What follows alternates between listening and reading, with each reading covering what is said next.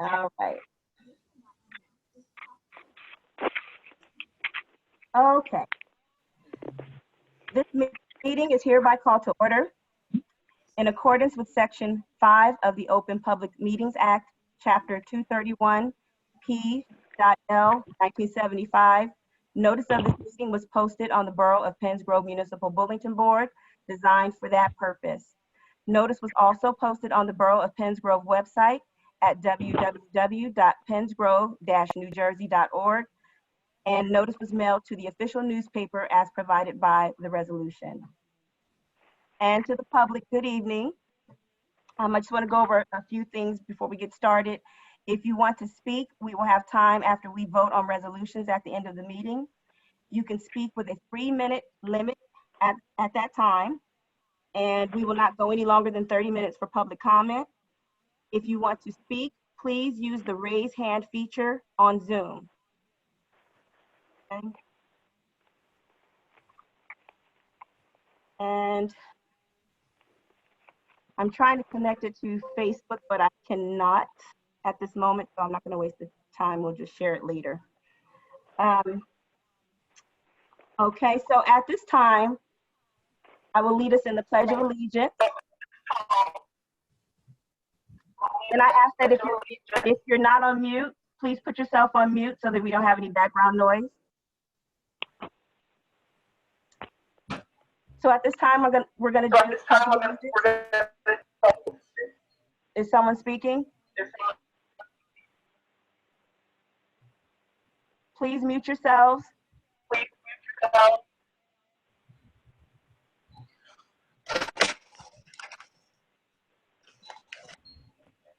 Okay. At this time, I will lead us in the Pledge of Allegiance. Please stand where you are if you can. If not, sitting is fine.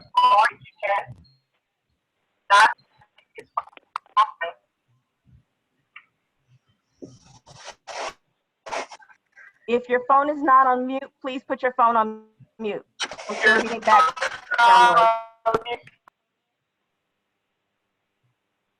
Okay.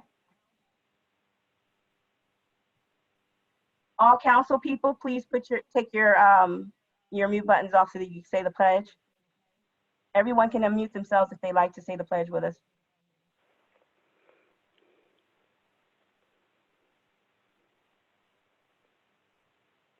All right, everyone ready? Yes. Okay. I pledge allegiance to the flag of the United States of America and to the republic for which it stands, one nation, under God, indivisible, with liberty and justice for all.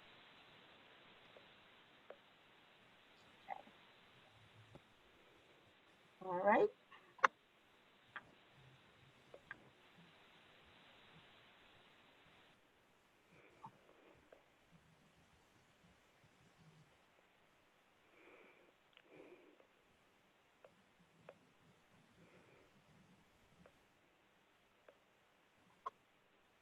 Okay. At this time, I will ask Municipal Clerk Sharon Williams to give us our invocation.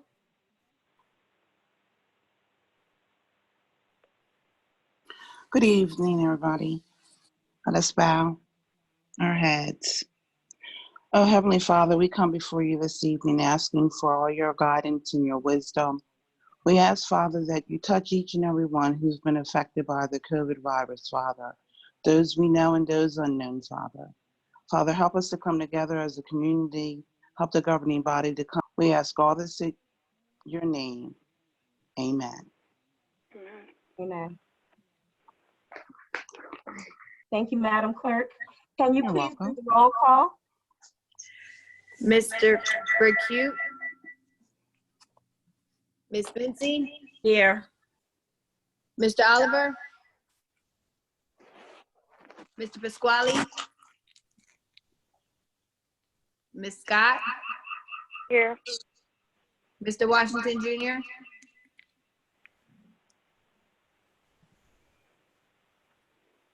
We gotta do this again. I think we lost some connections. I think some of them lost connection. Okay.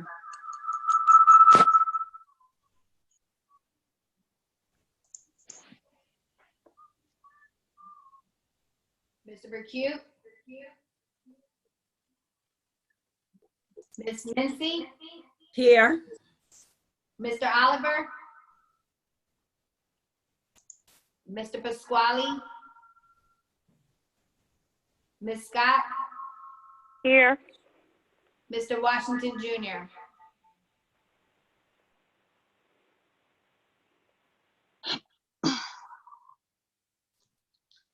If you're speaking, everyone, you have to unmute yourself. I know they're here, but Mark, you have to unmute yourself. And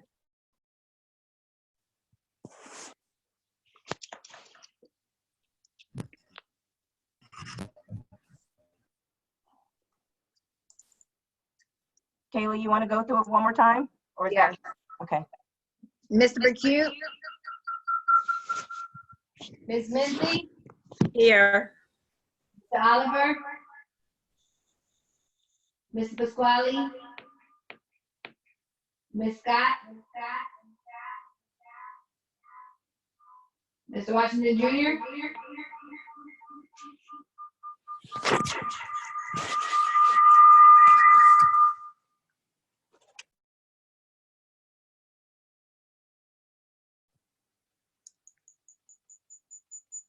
I saw their name. Taylor, are you able to hear me? This is Adam. Yeah, I can hear you, Adam. Okay, so right now, it looks like we only have the mayor and Ms. Mincy who have replied. Is that right? And Ms. Scott. Yes. When you called the second time, I didn't hear her.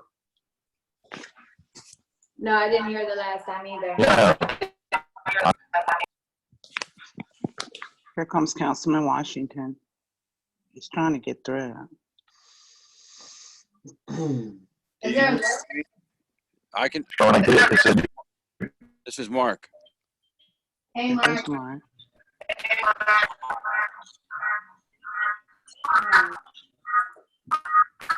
Mike,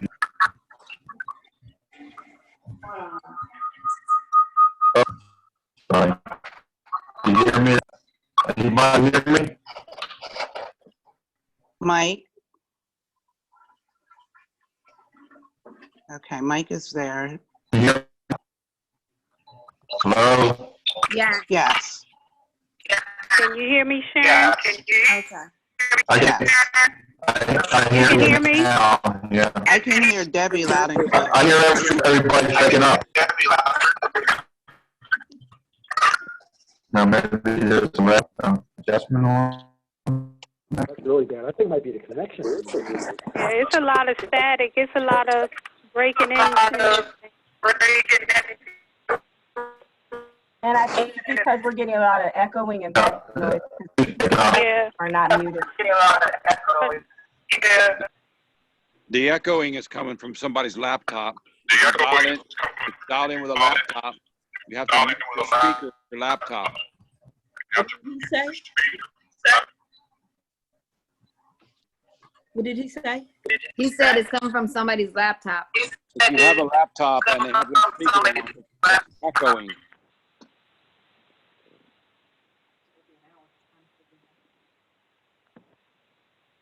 Okay, Kayla, did you get what you needed? I need to get a roll call. So I'm gonna start with Mr. Bercute. Ms. Mincy, Here. Mr. Oliver, Here, can you hear me? yes. Mr. All right. Pasquale, Ms. Scott, Here. Mr. Washington Jr. He was on. I don't quite understand why these people aren't responding. They're probably having trouble.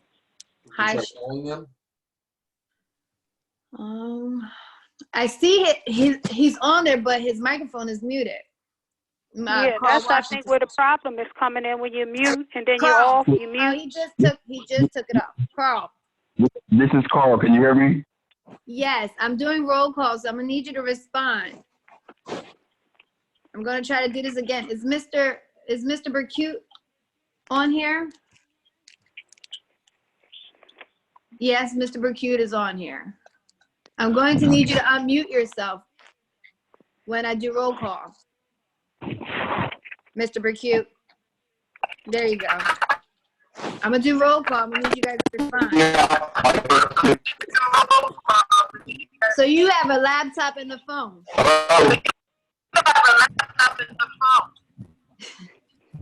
Hello? Yes, Mr. Bercute. Can you hear me? That echoing is coming from Mike. Okay, well, I'm gonna do roll call one more time. Mr. Bercute. Miss Mincy. Here. Mr. Oliver. Here. Mr. Pasquale. Hello? Mr. Pasquale.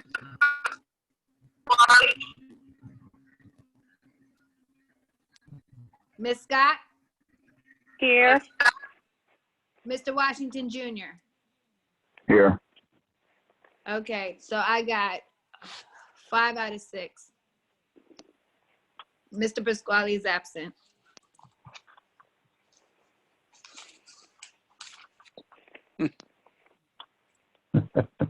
Okay. Let me remind everyone, please do not have your computer and your phone on at the same time. Either you're going to join by computer or you're going to join by phone, but you can't have them both at the same time, okay? So please mute your phone and your computer if you're not speaking. So if you're not speaking, please mute yourself.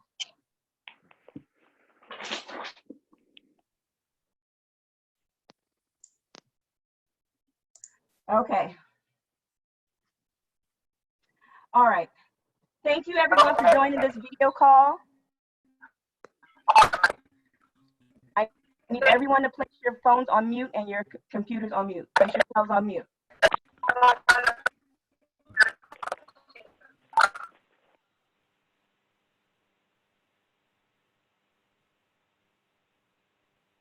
Okay. All right. We've got some technical things to work out. It's our first time doing a Zoom meeting, so you have to bear with us. We'll get it together. Thank you everyone for joining this video call. As our nation, our state, and community go through a pandemic, I hope that everyone is safe, healthy, and doing their best to stay at home. The governor said that we should expect the stay-at-home executive order to last until May 15th. So before correspondence, does any borough council member have anything to add to the agenda? Any old business or new business? If so, please do so now. You said any old business? Yes. Oh, I have an old business. I can go ahead? Yes, you can.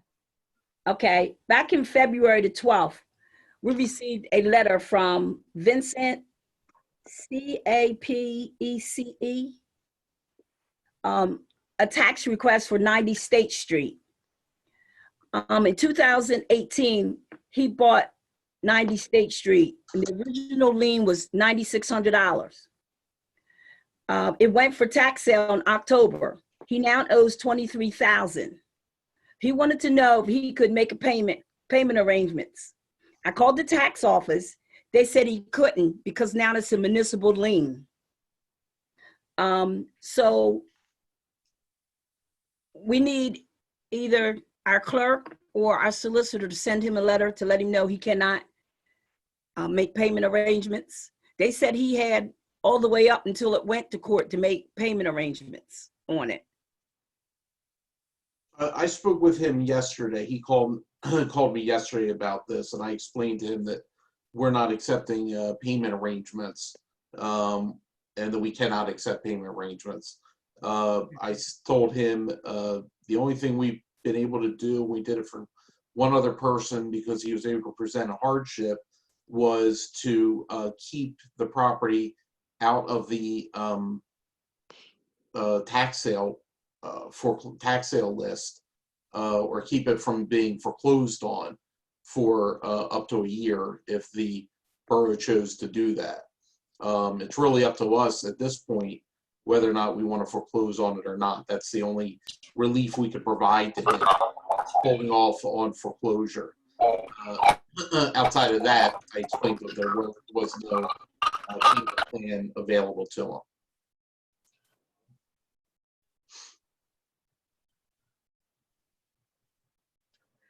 Okay, what would we like to do?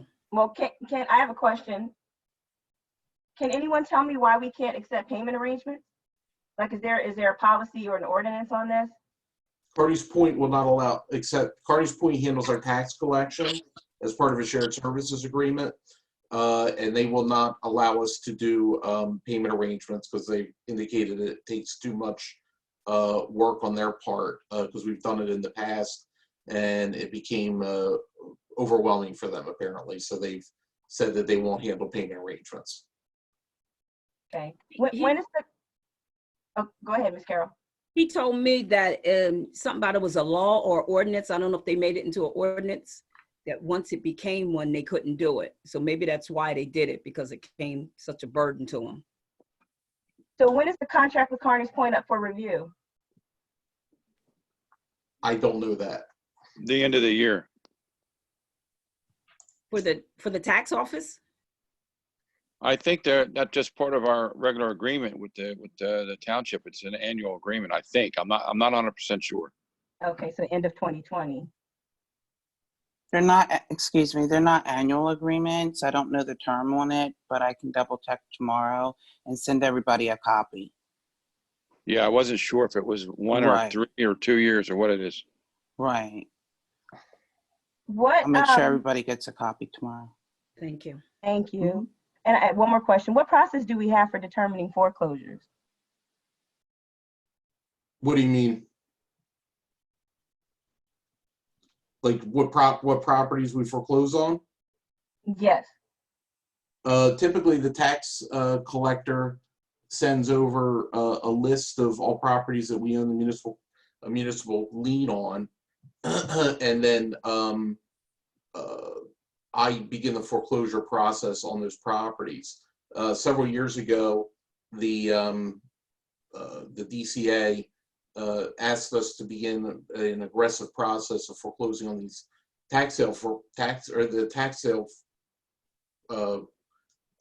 notices, the tax sale complaints, so that it would help the borough with regard to its financial expenditures. We're paying taxes on those properties that are not owned by the borough, that are that we're doing a tax sale certificate on. So in order to help our financial situation, we've been aggressively foreclosing on those properties for the past several years. Okay. I would like the housing or zoning council member to look into this and see if there's a way that we can support our residents and have a better deal with Carney's Point, and make sure we're making as much money as we can with foreclosures.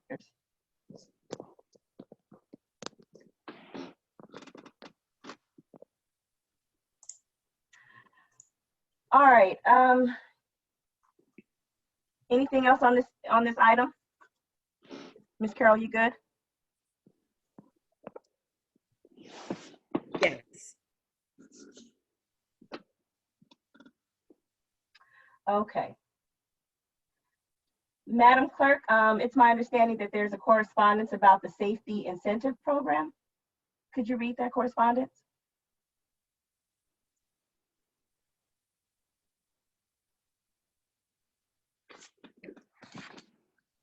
I can't hear anything. Kayla, I don't have the correspondence in front of me. I don't have it either. I apologize. That's okay. I can't remember the exact dollar amount. Let me see if I could find an email. We might have to come back to that. I think But we got roughly 30. From Stephen Lab, that the 2019 safety incentive program, if I'm not mistaken. Yes. Oh. I am mistaken. I'm sorry. This is for I Steve said, I Lab. believe that came from Steve Lab. I'm not sure. I'm not familiar with it. Right. It's an award that we get from the Trico GIF, basically for a job well done. We're considered a large municipality, and I know it doesn't exceed or didn't exceed $4,000. I don't know the exact dollar amount, but this is monies that we can use towards our safety program, our SIP, Safety Incentive Program. We also won, or not won, but earned an additional $750 for the elected officials that attended the elected officials seminar training. So you're talking close to maybe $5,000 in total. That'll be used for SIP, for our safety events and different things that we hold with regard to safety, any purchases that might be needed by a department that would fall under safety. Okay. Okay. Okay, so we did a good job then. We did, yes. Okay. All right. Mayor and council received a correspondence regarding a member of the governing body. And based on the conversation, that correspondence was from Ms. Scott, Anjanette Scott. And based on the conversation that I had with Ms. Scott regarding her concerns surrounding a member of this governing body, it would be best placed on the May 5th closed session agenda or as soon as possible thereafter. So I just wanted to acknowledge the receipt of that correspondence that was sent to Mayor and Council, and we will place it on the May 5th closed session agenda.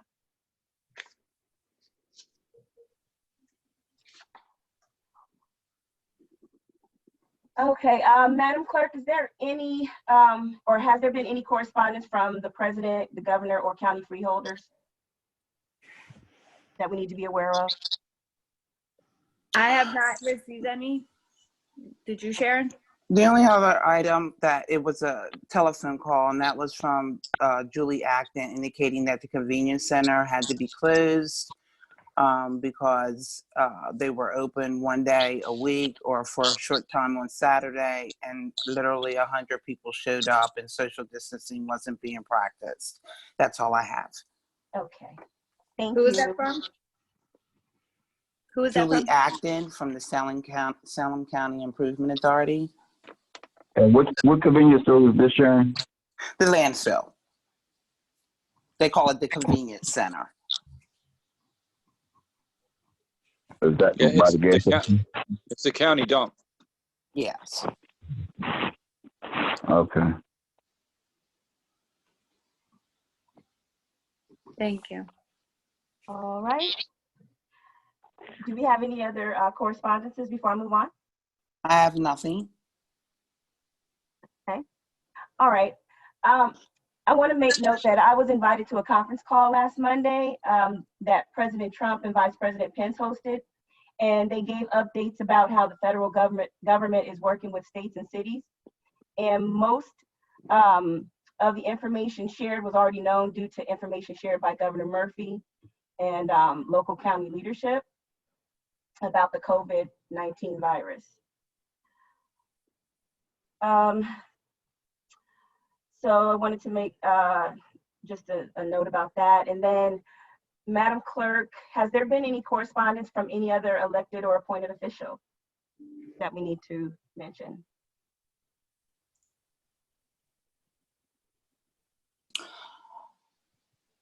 From it, and not that I can think of, not that I have in front of me, Madam Clerk. I mean, Madam Mayor, now. Okay. All right. Moving on to minutes. So, Council, the clerk shared the minutes for the January 21st regular meeting, the January 21st executive closed session, and February 18th special meeting. Has everyone had an opportunity to review those minutes? Yes, motion to adopt. Second. Wait a minute. You guys forgot March 10th. And you guys have to do it individually. So, okay, so for January 21st, I can't hear you. It's echoing. okay. I think that's Mike's phone. Yeah. Mike, you got to get on a different phone or something. Okay, Can you hear me at all? I mean, I don't understand. It says I'm talking on my screen, but you can't hear me. you have to mute Is your that better? phone or your laptop. I'm gonna mute you though, Mr. Mike, right now. Okay. All right, so Kayla, you said that we have to do it individually? Yes, ma'am. Okay, so first we're gonna adopt the minutes for January 21st. I entertain a motion to accept the minutes for January 21st. Motion to adopt. Second. Any discussion?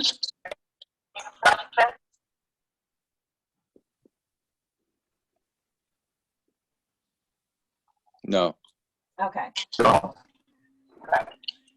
All right, and we can actually do the vote by roll call. Mr. Burkett,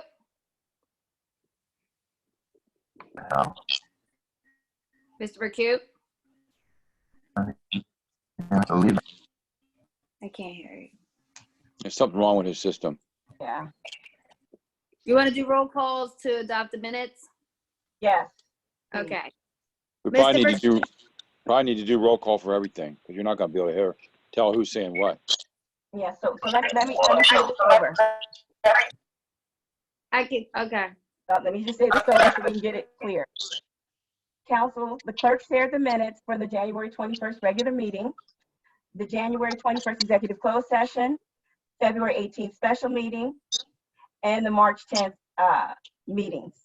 I will not entertain a motion to accept the minute. So moved. This is Mark. Second. Second. Carol. And clerk, can you do roll call, please? Yes.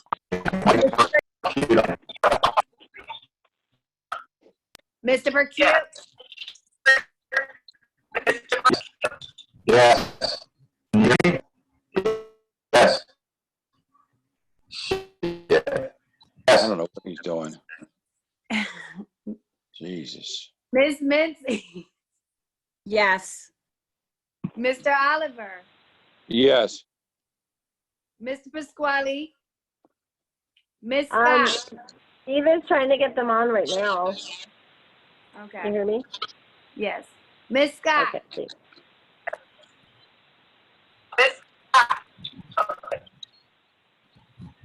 Is he still on? Mr. Washington Jr. Yeah. Mr. Washington Jr. Yes. Can you hear me? Yes. Thank you.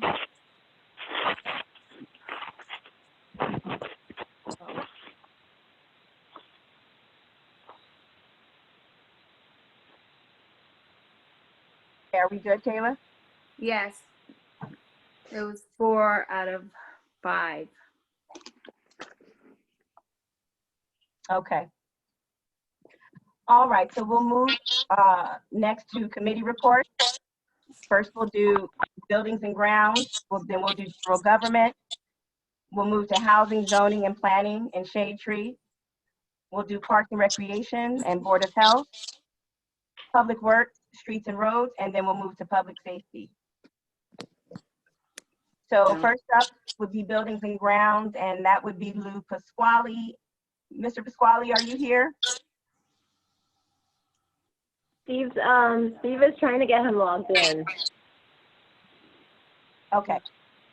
I'll circle back. Okay. Thank you. Okay, we'll move to general government. Thank you, Mayor and Council. I have the clerk's report for the month of February 2020. I have 8 applications for a zoning permit for $80, 2 applications for solar panel installation, $200, 1 application for a limousine renewal, $25. That's a total to treasurer $305. That's the February 2020 municipal clerk's report. Motion to adopt. Second. Any discussion? All in favor? Aye. Any Aye. opposed? Okay, motion approved. All right, thank you. I also have the March 2020 monthly report, and all I have for that is one application, which was a vendor's permit. That was $100. That was $100 for the month of March 2020, turned over into the treasurer. And these reports for February and March were submitted by Sharon Williams, I'm sorry. Okay. Thank you. Motion to adopt. Motion made. Can I get a second? Second. All in favor? Aye. Any opposed? Okay, motion passed. And Thank you, that's Mr. all I have. Washington. Thank you very much. You're welcome. Okay, moving on to housing and zoning.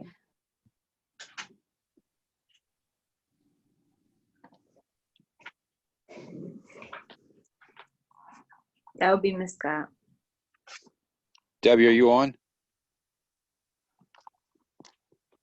Yes, I'm here. Report. Can you hear me? Now we Yes. can. Okay.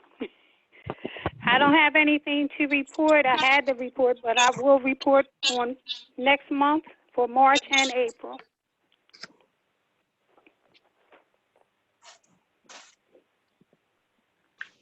Did you get that?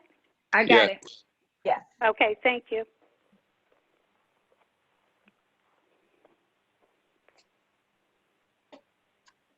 All right.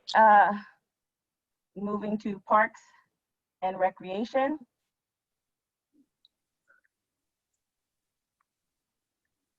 That would be Mr. Vercute. I think he's calling in, I believe. Let me see if he's still on. Oh my God. Mark. What? I'm sorry. You know what?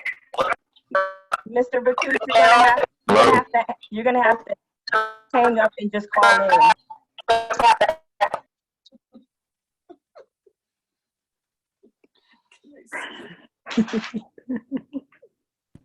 We're gonna move to the next report, Mr. Vercute. Okay. We'll get it together. Moving to public works and streets and roads. I don't have an official report. I do have a memo that I sent to the street department for several streets that need potholes fixed. Wait. Go ahead. Several streets that need potholes fixed on the side. And Joe Santagrossi said that he would take care of it. That's all I have, Mayor. Where's the Powell? Okay. Motion to adopt? Motion to adopt. Can I have a second?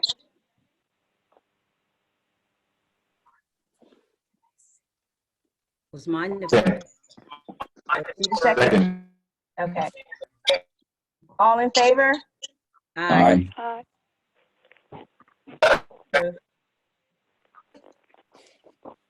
Okay. Public safety. Okay. First of all, I would like to say that we all are saying that we'd like to thank the police department and ambulance department and everyone for the work that they're doing during the coronavirus, and that we are praying that they are staying safe. I second that. I got a report from Debbie Ashcraft. New ambulance will be finished in about a couple of weeks. She said they'll probably still use the old one for now until we get out of this pandemic. And the PPE has been adequate for now. Also, well, that's my report. Motion to adopt. Second. All in favor? Aye. Aye. Approved. Okay, and also, I did talk to Steve about this a little bit, and he said we have time to work on it, but I wanted to put it out there.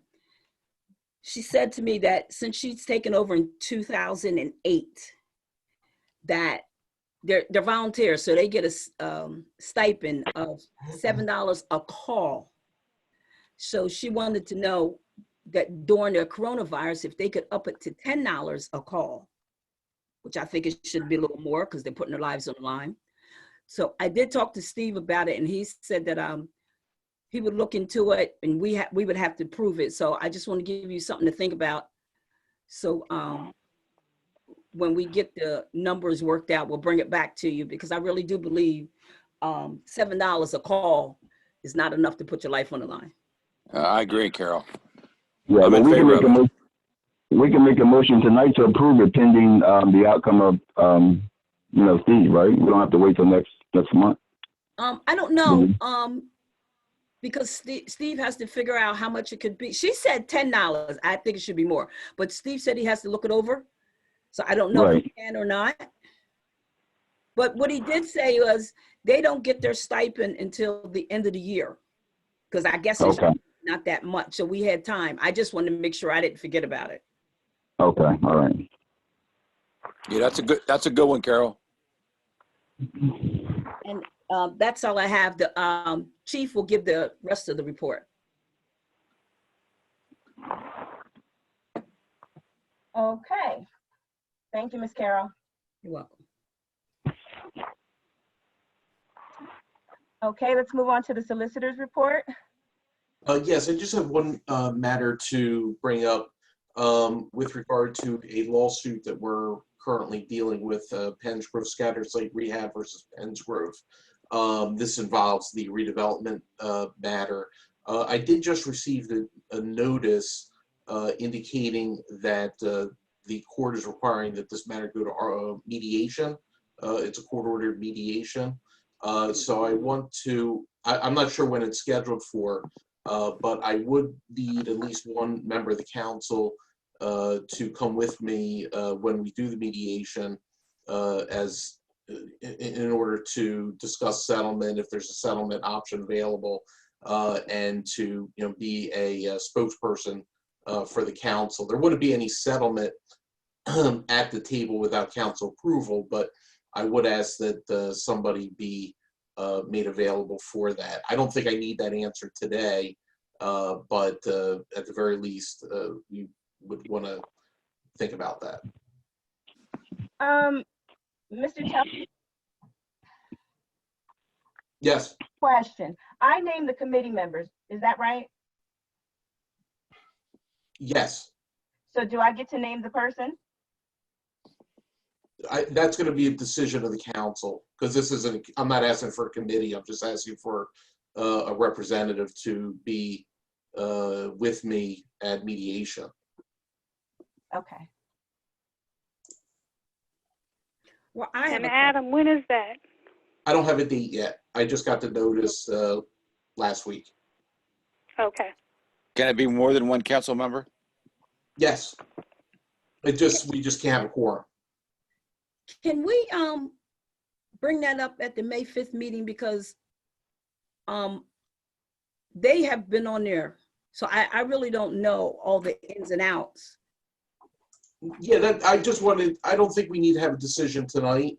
I don't think we'll have a mediation before May 5th anyway, especially with the virus right now. I just wanted to bring that up, make everybody aware of what's going on, and this will be an issue coming up that we'll have to deal with. Okay. So Kayla or Sharon, can you be sure to add this to the agenda for May 5th for old business? I don't mind. I don't mind helping out with that remediation if I need to go, or somebody else wants to go with me or whatever. If you want me to go, I'll volunteer for that. Do we have Yes. in closed session, Sharon? Pardon me? Do we have to do that in closed session? Not just to name someone to go along as a representative now. Okay, like Mark said he would go. Well, if I wanted to go, I haven't got a clue what's going on. So if in order to discuss the litigation, absolutely, yes. Yeah, and the direction I've received with regard to these conferences is that if there's any way we can avoid doing a closed session, they're asking us to do that. I'm more than happy to talk to you outside of a meeting to give you an update or bring up the speed as to what this litigation is. If we do need a closed session, then we're going to have to come up with a plan to do a closed session. Oh, It's okay. going to be a little difficult in this format. Yeah, and going forward, I'm gonna ask people to raise their hand if they want to be recognized by the chair, because some of these conversations we don't need to, do now. They don't need to take place during a public meeting. Okay. All right. Thank you, Mr. Telsey. Thank you. Motion to adopt his report. Motion to adopt. Second. Second. Okay. All in favor? Aye. Aye. Motion approved. Hi, Mr. Pasquale. Aye. All right, moving to the finance officer's report.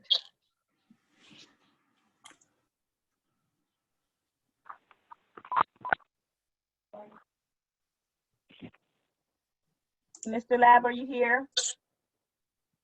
No. Erica Walker. Do you hear me now, Mrs. Mayor? Yes, I can. Okay, thank you, Mrs. Mayor. You're welcome. Mayor and council has a copy of the budget status report.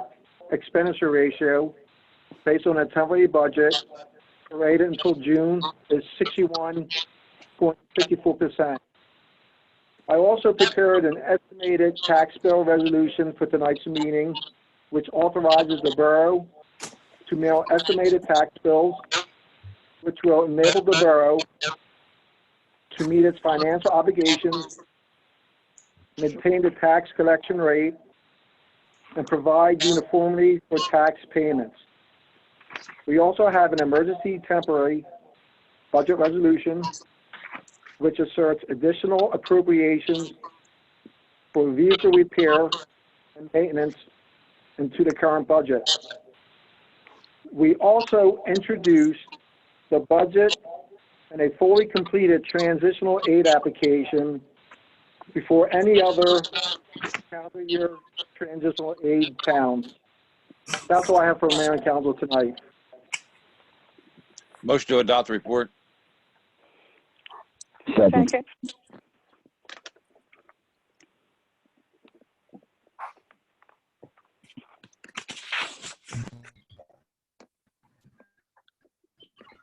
All in favor? Aye. Aye. Sorry, everyone, I was talking on mute. Before we adopt this report, I have a question. And again, if Somebody's you're got not on springs mute, in I'm their going to ask phone. everyone to put their phones on mute, please. It sounds like Mike Percuta's hitting a pan with a wooden stick every time he talks. He's muted though, so I don't know who else that could be. All right. Okay. So Steve, Mr. Lab, question: how are we going to deal with an anticipated decrease in tax revenue due to the mortgage deferments that many people have taken advantage of? Excuse me, could you repeat that again? Yes. How are we going to deal with an anticipated decrease in tax revenue due to mortgage deferments that many people have taken advantage of?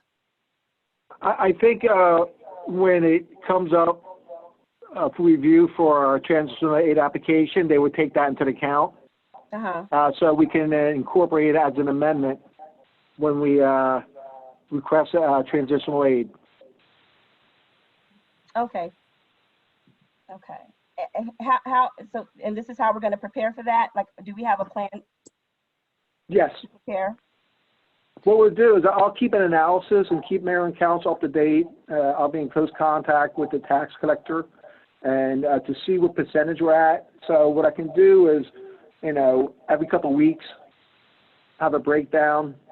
I can PDF it to Mayor and Council and show the projected decrease of any collections rate. Okay. Thank you. You're welcome. All right. Motion to adopt? So moved. Second. Second. All in favor? Aye. Aye. Aye. Motion approved. Thank you. Okay, moving to Chief of Police report. Chief Thank Riley. you. Thank you, Mayor. The current report I have prepared was submitted on April 6th for that meeting. So this is the month of March's police report. The police responded to 972 calls for service, issued 39 motor vehicle summons, 2 borough ordinance, 34 arrests, and 810 property checks.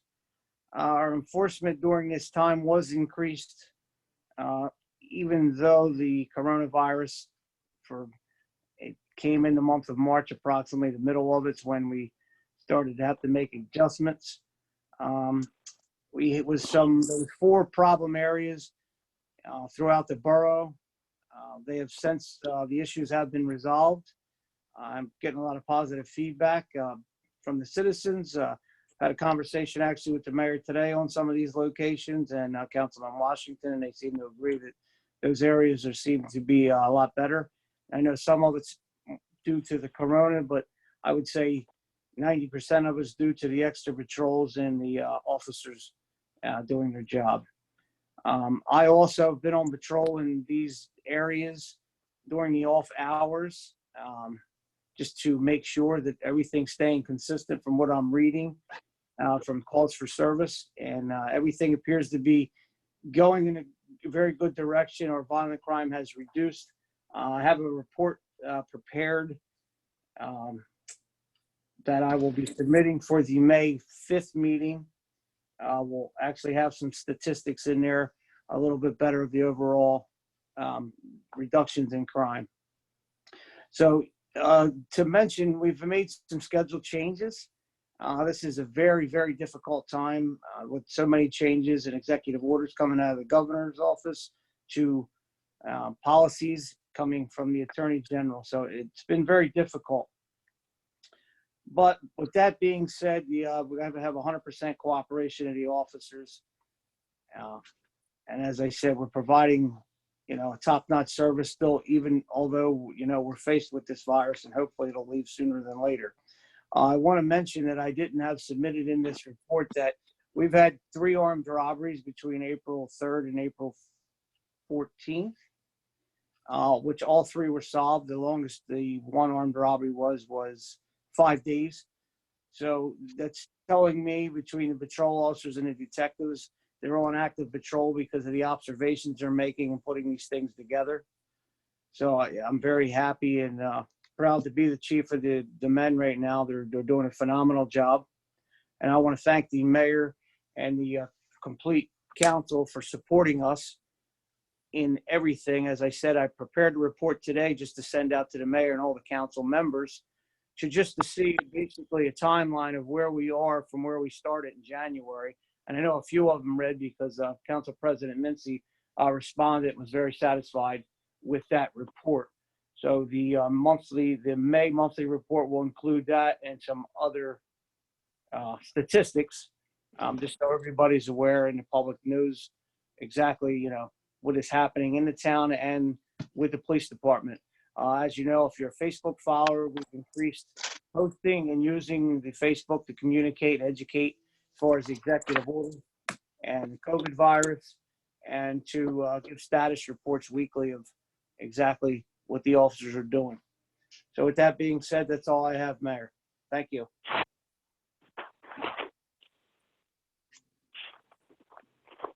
Thank you, Chief Riley. And I just want to say that I think the police department is doing a great job. As you mentioned, they're out there, they're doing what they need to do. And I just want to say thank you for all their hard work. Okay, motion to approve this report. Motion made. Second. All in favor? Aye. Motion approved. Okay, moving on to the fire chief's report.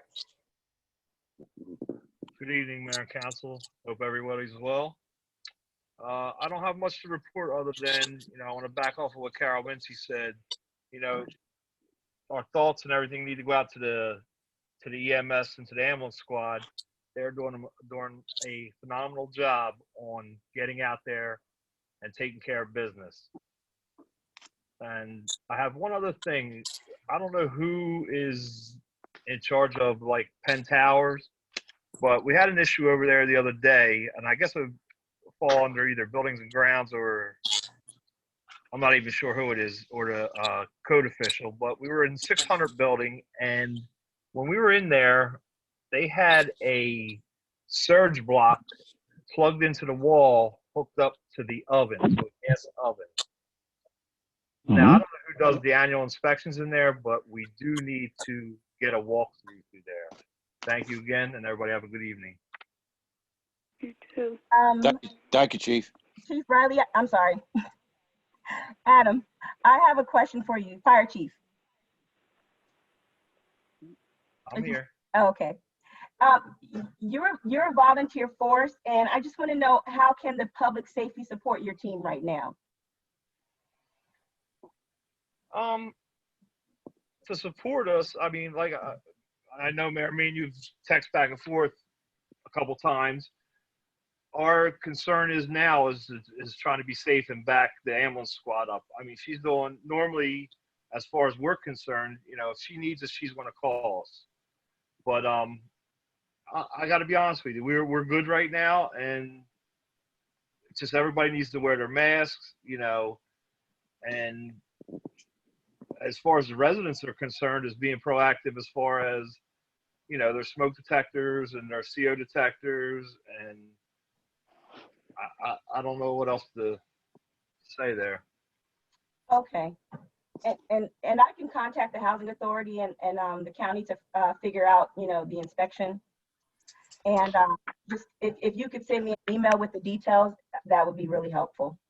Yeah, I will send you an email with what apartment it was. Like I said, we did get called over there for a gas leak, and it was just kind of crazy to know that them places get inspected and they allow for a surge protector to be plugged in for a gas oven. You know, any ovens or you know, dryers, washers, anything, they're a direct plug-in. They're not, you know, something you put on an extension cord and or on a surge protector. Okay. All right, thank you. Thank you. Motion to adopt report. So moved. Second? Second. All in favor? Aye. Okay, motion approved. Moving to the clerk's report.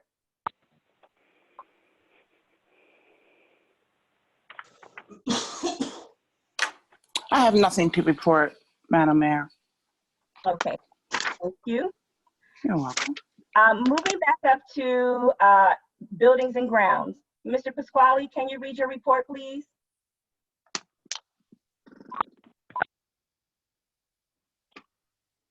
Yes, I can.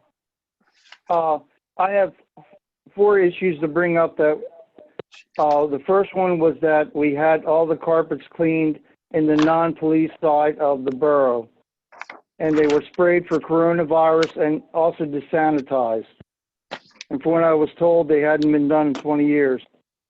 The second issue is that I've gotten together with 3 contractors about fixing the roof, and only one has given me an estimate. I've been pushing the other 2, but it doesn't look like it's going to happen, so I might have to just go with the one estimate, because it's there's rain getting into the roof part of the Borough Hall.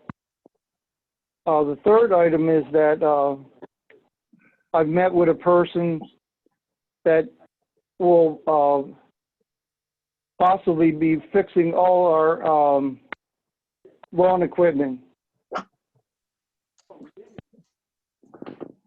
Our lawn equipment, a lot of it is, well, the 2 tractors need a great deal of work, and all the other equipment needs to be tuned up.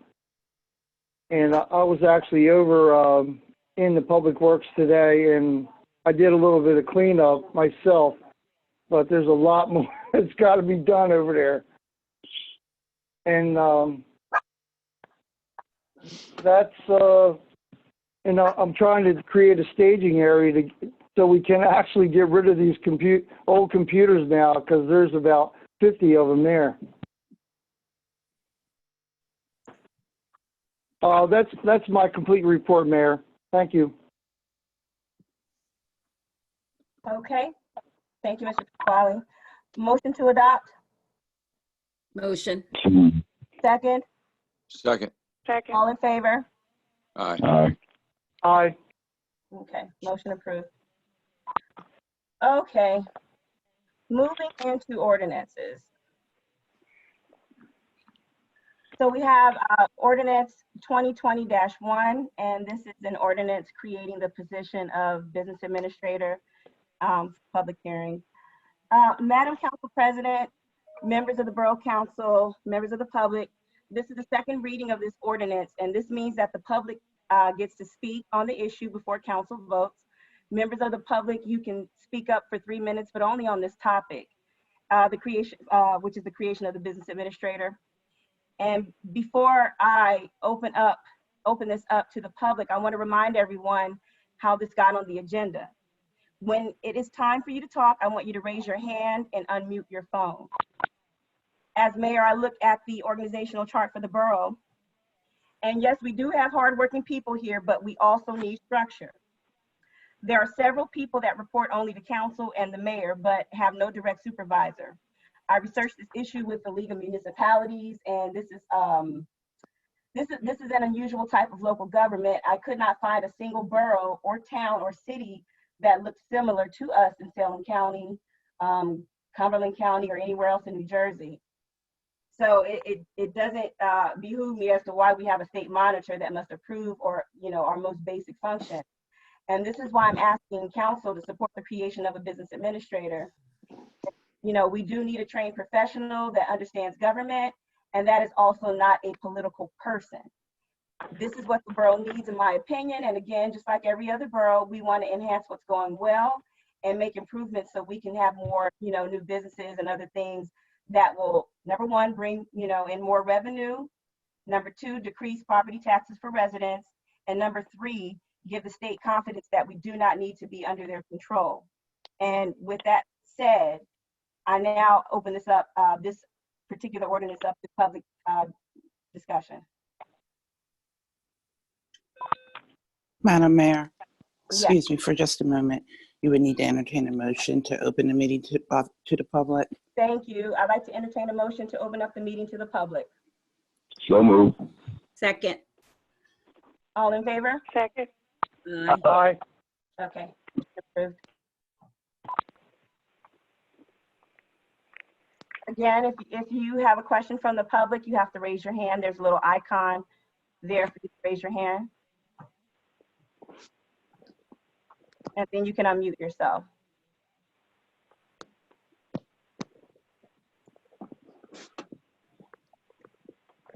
Mayor, this is Adam Telsey. I think some people have called in, so I'm not sure if they have the option of To raise their raising hand. their hand. Okay, I see. Thank you, Adam, for pointing that out. I did see Debbie Ashcraft raise her hand. Yes. This is Deborah Ashcraft. I just have a question about, you're talking about we're under state assistance. Do we have that monitor because we do receive funds from the state? Is that why we have a monitor? Yes, that is why. Okay, and where would the money come from to have this business administrator? So we have it in the budget. The money is already set aside for it, which is there.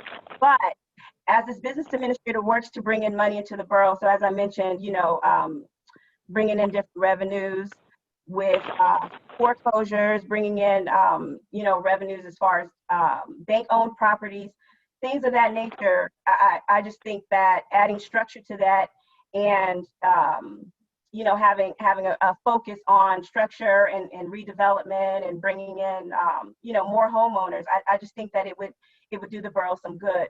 And as I mentioned, all the council folks, they all everyone works very hard, but it's almost like we're a hamster, in a wheel just turning. It's like Right. there's no change, and we just need, we need to do something different. And that's my recommendation, after consulting with other municipalities and finding out what's been working for them, and, even, speaking with municipalities that were once under state aid and how they got, themselves out from under that, and bringing in more ratables and things of that nature. I just think that, we need someone that can focus on that the council can, direct and guide, and tell them what it is that we're looking to do, and just, have them do that. So with that person, if they were hired, do they still answer to council? Yes, they do. Okay. This So position serves at the pleasure of mayor and council. Yes. Okay. So I do understand you're saying about running in the wheel, because I've been doing this now for about 12 years.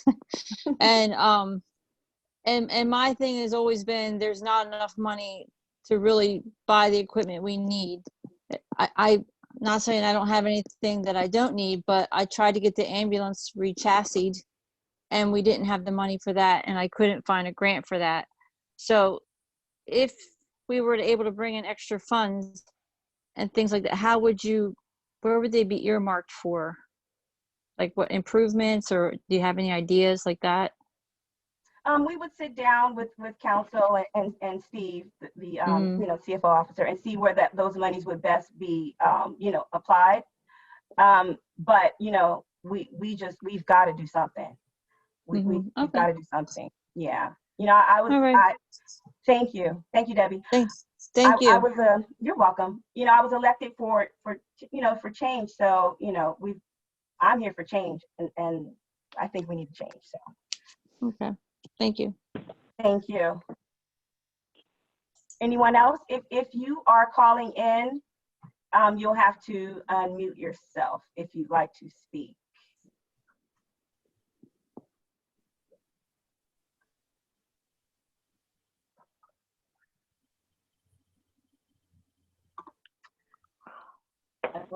Okay. Okay. Well, we don't have anyone else. Then I'd like to make a motion to close public session for this ordinance reading. Motion to close. Second? Second. All in favor? Aye. Okay, motion to close approved. Okay. So we'll go ahead and I make a motion to approve this ordinance. Questions? Yes. This is Mark. I know that I was involved in trying to rewrite this ordinance. It looks a lot different than it was before, again. And I've given this a lot of thought. Mark, I do think we need.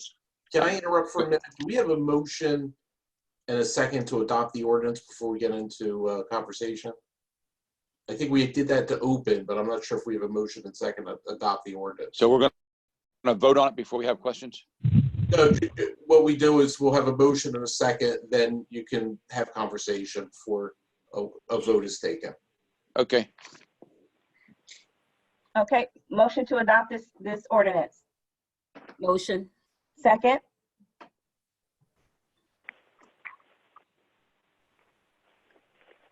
Is there a second? Second.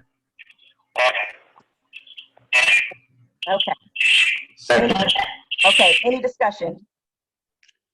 Yes, I'll say what I said before. I was involved in trying to rewrite this, and the the ordinance that's on the table now looks a lot different again. I did think about this a lot. I do think we need something for the town, but thinking about this real hard, I think that this position is not required in the town, and I am not in favor of passing this ordinance. So, Mr. Oliver, then what do you have in mind? Some type of a business development person that could take on a role of creating investors or people to come into the town for types of business opportunities and utilization of buildings that they might be able to convert for some businesses. As far as the foreclosures and that kind of thing, the solicitor usually takes care of that kind of stuff. So as far as overseeing the operations day to day, I don't think that's required. I think that we could research it some more and get just a marketing guy or somebody that's in the business of developing, you know, building reconstruction or utilization of buildings that we have that are empty, and maybe look into it that way. But I do not think that this ordinance, it's way overpowering the way it's written. I don't think that this is, I think this is way overkill for what we need. That's just my opinion. Okay, and thank you for your comment. Let me make a note that this position would do just that. This position can do whatever we want them to do, and that could be a part of that. So I think that, and you had mentioned before that that was something that you were interested in. So, you know, you could have put that into this, you know, you could put that in this ordinance, in the description. I mean, we've been doing this for 3 months, and, you know, you and I sat and met, and, you know, I met with Lou, and you guys, you know, tweaked it to your liking and what you thought that we needed. So I'm thinking that, you know, that's something else that you can put in here too. This person would do just exactly what you said, not just this, that person will do, you know, would serve at the pleasure of mayor and council. So whatever other duties that we, you know, will want that person to do, they would do. But I just think that, you know, again, you know, we've been peddling around with this for 3 months. And, you know, again, we sat and talked about this. So it just behooves me of why now it's an issue. You know, I think it's not an issue. I'm just not in favor of it. I don't know about anybody else, but I'm not in favor of it. There's too many things in here that are could easily be misconstrued, and the salary that's been talked about for this position is way overkill. Well, And isn't this just to create the title? This isn't. yeah, it is. But I know what's involved, so I'm just not in favor of it. I think we need to put our heads together and come up with something completely different that is pretty much only structured to bring in businesses and try to sell off some of the properties, the business properties that we have that might be utilized for additional tax revenue. Right. Well, let me just say this too. You know, in order for businesses, and I've talked to a lot of people. I talked to a lot of people before I took office, and I've talked to lots of people since I've taken office. And one thing you got to remember, you know, a lot of investors, you know, they're happy that there's new administration in, but, you know, a lot of people still don't want to come here and bring their businesses here because of the way our town looks. You know, and I think we need to take care of that too. So I understand somebody needs to go on mute. So, you know, I understand exactly what you're saying, and we do need those things, you know, that you're mentioning. But before someone comes in here, you know, we need to clean our town up. We need to do other things. We need to bring, you know, again, ratables, you know, for other people to want to come here. And at this point, you know, like our streets look like crap. You know, we got signs that are, you can't tell where you're going. There's just a lot of things that we need here. And like I said, you know, this isn't to say that nobody did a good job, because I think that everybody works hard in their own capacity. But I just think that a business administrator can bring something different to this town. I do. And again, you know, this person would serve at the pleasure of mayor and council. So it sounds to me, Mark, that you're more concerned about, you know, you're thinking this person's going to have all this power to do this and do that. And it's not about power. It's about making change and making the right decisions, you know, and you know, bringing new ideas forth. And I just think that this business administrator position could do that. And I don't want, you know, you to make that decision, you know, to reject it all of a sudden based upon, because you think there's a certain person that's going to apply for it. You know, I hope that you're not, you know, making your personal judgment off of that. I would like you to keep an open mind, because this position is going to be open for someone to apply. So, you know, I just want to make that point. But nobody wants to come here and invest in our town and it looks the way that it does. We need to get the house in order before you sell it.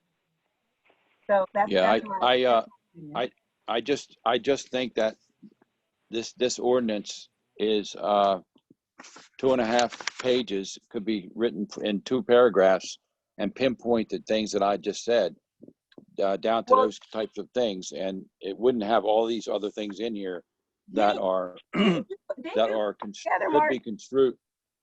could be construed as being overbearing and overseeing the office. Okay, so my question though, Mark, is again, you and Lou put this together. I told you guys, have at it. Make the description, whatever makes you feel comfortable. I don't care about the power and people telling people. Nobody wants to come in and tell any of you what to do. I made each of you a chair of a committee for a reason, and we've got to do something different. And this administrator ordinance, you put it together, you wrote it. You took over a week to do it, and now you don't like the verbiage that's in it. So I'm confused. If you wanted it to be bulleted, you could have done that. But yeah, I'm having a lot of second thoughts about what the verbiage says and how it's actually how it's written. It doesn't come off to me as being what we need. It has things in here that cover some of that stuff, but it also has a lot of verbiage in here that's that I think would cause more problems in the borough than do good. So since it was your verbiage, do you feel that you need to tweak it again? I think that, and maybe you should point out that the business administrator will not they'll be in charge of personnel, not the committee chairs. They're not going to be in charge of the chairs. Just they're going to do whatever you're telling them to do for each department. Their job is to do as you ask. I just think that we're not going to be able to really do anything until this fire is over anyway. I just think we need to take the time to have 3 committee members sit and discuss this in detail and come up with a version, maybe not even this same ordinance, come up with a version that is more pinpointed to what we think we need, other than all of these items in here that are unnecessary. That's just my opinion. Somebody else can say what they feel, but that's how I feel. Well, Mayor, this is Carl speaking now. I heard you say that Councilman Pasquale and Councilman Oliver, you allowed them to give verbiage on this. Why wasn't this open to the entire council to give verbiage on this? Anybody could, and at the council meeting when we first brought this up, when I first put it on the agenda, I had told all the council people that you were welcome to review it, go over it, look at it, put the verbiage together how you see fit, and Mark and Lou were the only 2 that did it. So it wasn't just open to them, it was open to everyone. No, you said at several the last couple of meetings that you met with them, and then I think Council President Mincy said that someone even met at somebody's house. I mean, which is fine, but my thing is, you could have met with all of them individually. Yeah, no one met at anybody's house. That conversation or that comment that Ms. Carroll made, we were talking about. We met with Mark before I took office and told him what my goals were. That's all. No, she specifically said Mark sat at her table. Yeah. And y'all had a meeting. She said Mark sat at her table. You guys had a meeting about this. And then he changed his mind. That was her exact words. Yeah, that was before I took office, Carl. But at any rate, all of you you're able, you get emails. All you have to do, anything that's on the table, you're welcome to talk about it. And again, we've had this discussion at every single council meeting. So at any time, and it was made known that Mark was doing the verbiage and Lou, and if anybody else, I made sure I said, anybody else have anything they want to add to it, you're more than welcome to. So it just so happened that Mark and Lou reached out and we sat and talked about it. So again, if Mark wants to, revisit the verbiage, if that's something that you guys want to do, again, I mean, I want all of you to participate. We've got to get things moving. And if everybody doesn't communicate and work together, that's why we're sitting here almost 4 months later discussing the same thing. So it's open to everybody. No one's excluded. So, and also Carl, just to point out, I have met with everyone. I met with you, I waited for you one time for an hour. You were late. So it's not like I'm not trying to meet with people. I make myself available to everyone. So I'm not trying to close off anyone from doing anything. If anything, I need all of your support to move this town forward. So I'm going to do my best to make sure that everybody's involved. If you guys don't participate, that's, if you don't communicate with me or you don't answer your emails or whatever it is, I can only do so much. Can I say something here about this particular resolution? I did meet with the mayor, and I reread and we made some modifications. And from what I see, a lot of the modifications were changed back to the original, and it wasn't really shortened. And today, as of today, I'm against this too, because we're going back to the whole extent of this person's responsibilities, and by this description, we'd have to pay him $100,000 a year. And I am not for that. I'm for a utility person that will come in and solve problems and not oversee the borough. Okay. So again, for you, again, you guys did the verbiage, and if anything was changed, you had Mr. Telsey do the verbiage. I haven't touched it. No one's touched it. We voted on it, approved it for the first reading, and you guys voted on it. So I'm just confused. But what we'll do is I'm going to make a motion to table this for further discussion. Wait a minute, I like to have something to say first. Sure. First of all, Mr. Washington, please don't get the public the wrong opinion. When we met with Mr. Oliver, that was before. I did meet with Mr. Oliver and Miss and the mayor at her office with Mr. Oliver going over this. That's first of all. Second of all, to Mr. Oliver and Mr. Pasquale, that you've been told time and time again, no matter what the money is, the monitor will decide the money at the end. So we can put in there 100,000. No, they're going to decide that money. We're trying to establish the position. Why you don't seem to think we need this? We need somebody bring in businesses too. We need some of this other stuff. But do you know, if the mayor wasn't talking to a business administrator in another town, we didn't know that the stuff set up for the, what's that thing they're doing now? The census hadn't even been started last year. So somebody, business administrator, had to tell her, if we had our own, we knew that. I went in the office one day, my finance guy is talking to the elevator guy, he's talking to the cable guy, he's changing lights. That's not the finance guy's job.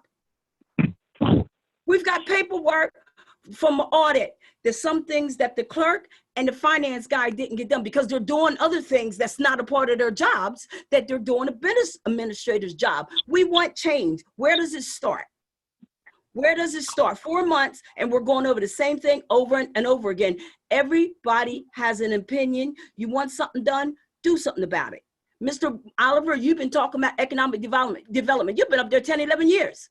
You could have had something started. Don't keep pushing us backwards every time we try to go forward.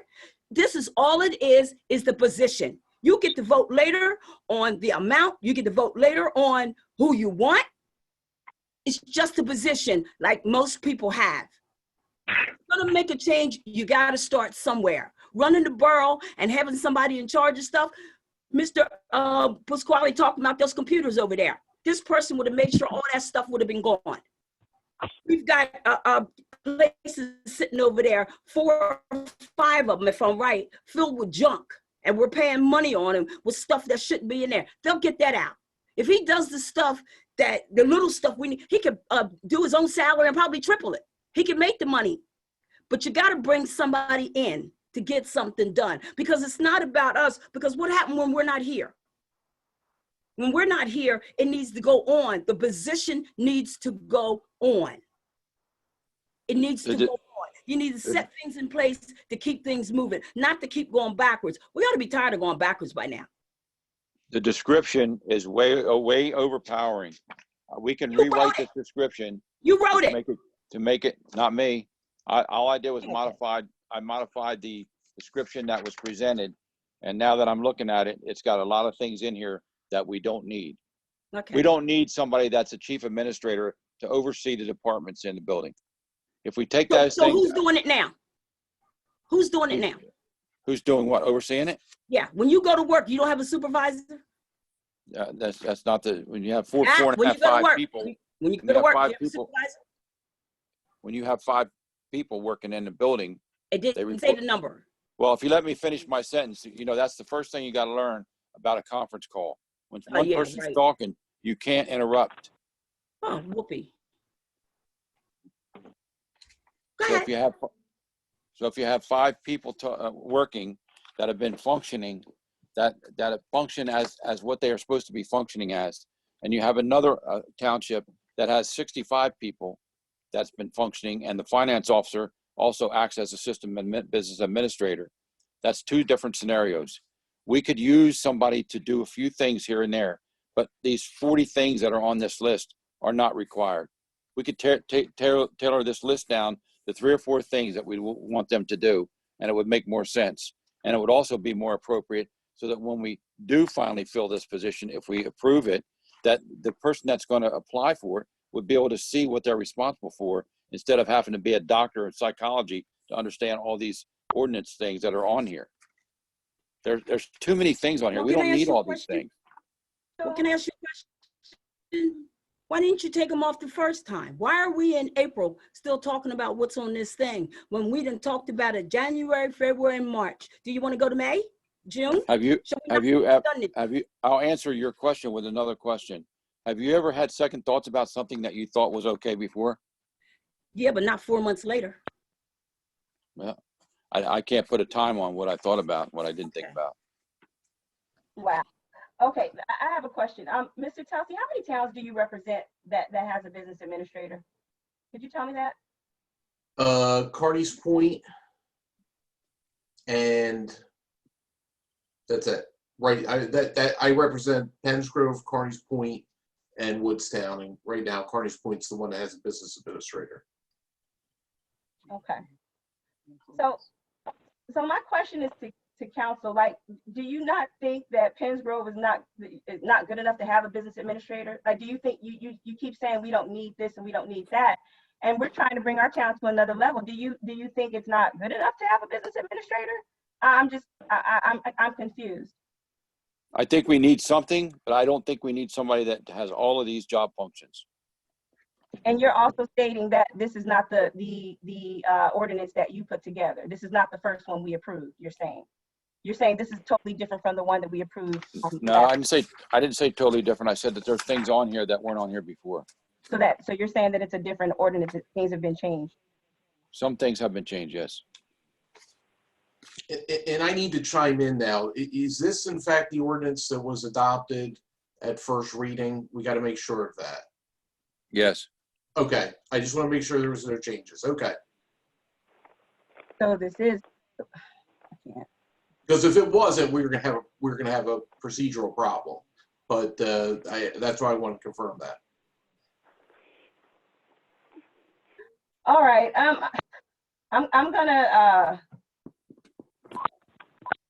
gonna make a motion to table this. Motion to table. Motion to table. Second. Second. All in favor? Aye. Okay, motion to table approved. And before we move to the next item, I just want to state for the record that Carol Mincy, myself, and Mark Oliver did not get together and discuss any borough business at her house or anybody's house since I took office January 1st. So I want to state that for the record. All right. Okay, moving to the next item.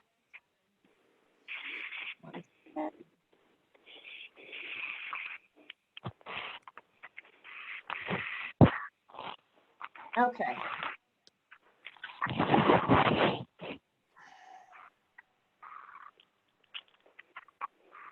All right. Next resolution, or I'm sorry, next ordinance is 2020-2.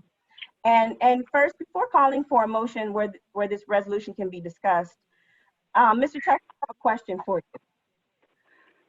My understanding is that the powers of us as a governing body is sourced from the United States Constitution, including the Bill of Rights, the New Jersey Constitution, state statutes, including Title 40, and the Borough's Administrative Code. Is that right, Mr. Telsey?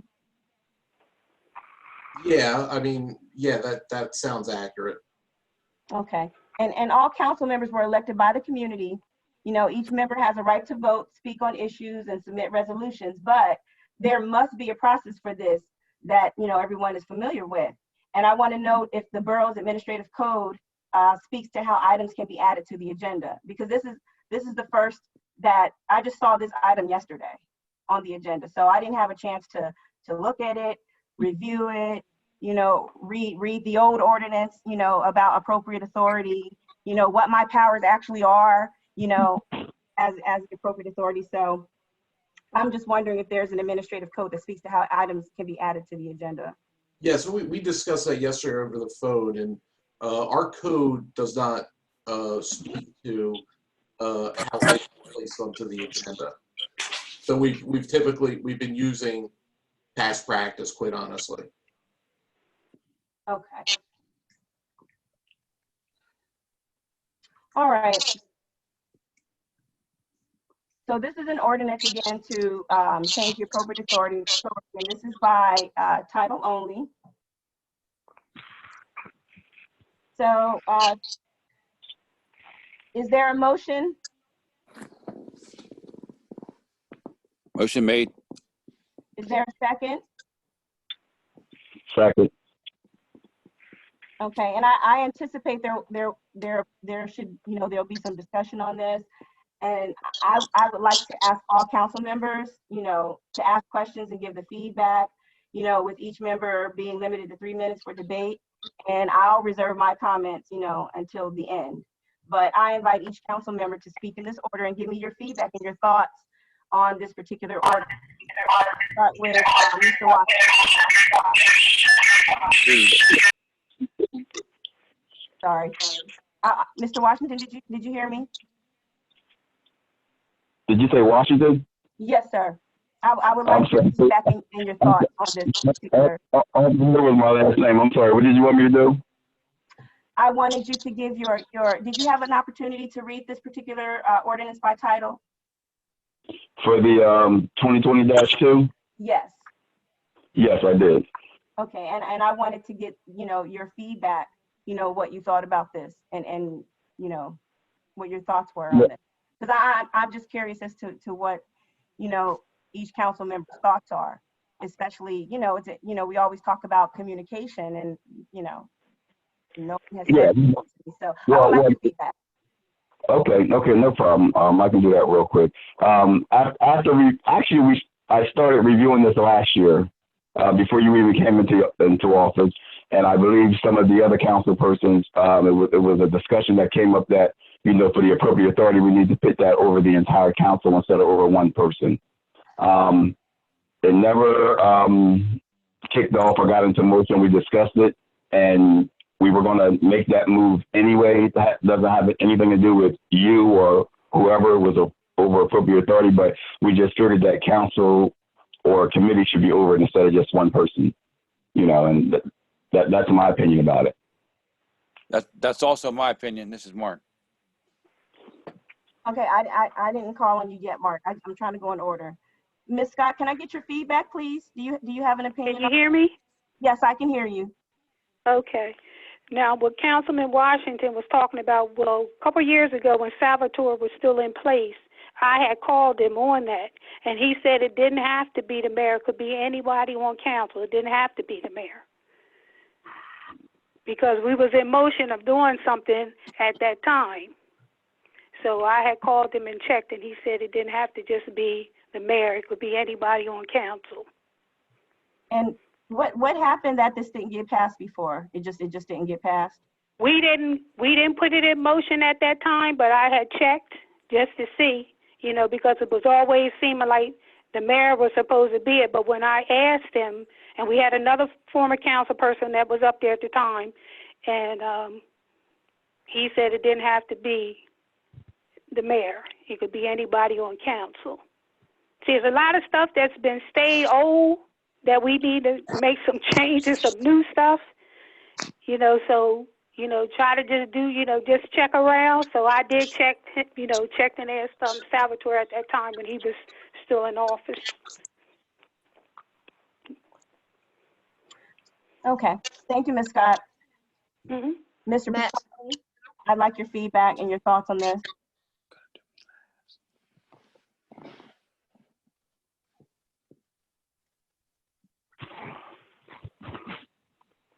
Mr. Pasquale, if you're speaking on mute, you gotta unmute yourself. Yes, my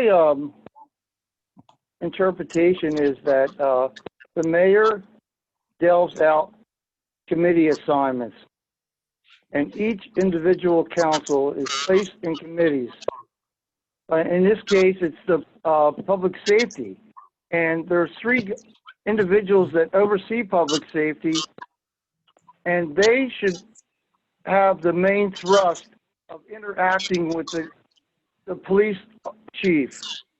And I imagine that the rest of us, including the mayor, should, give issues to those 3 individuals, that they bring it up with the police chief and the appropriate authority. And this goes for all the committees. I know, like, the Borough Hall was shut down of people from the outside, and I'm on the buildings and grounds, and I wasn't even told about it. I was kind of upset about it, and that happened in the previous administration too, where emails. Excuse me. I said you have. I did check my email, and I didn't see anything in there. In the previous administration, we had an issue with an individual, and the mayor overstepped his bounds, and actually the situation got messed up by it, and it was hard to recover from the problem.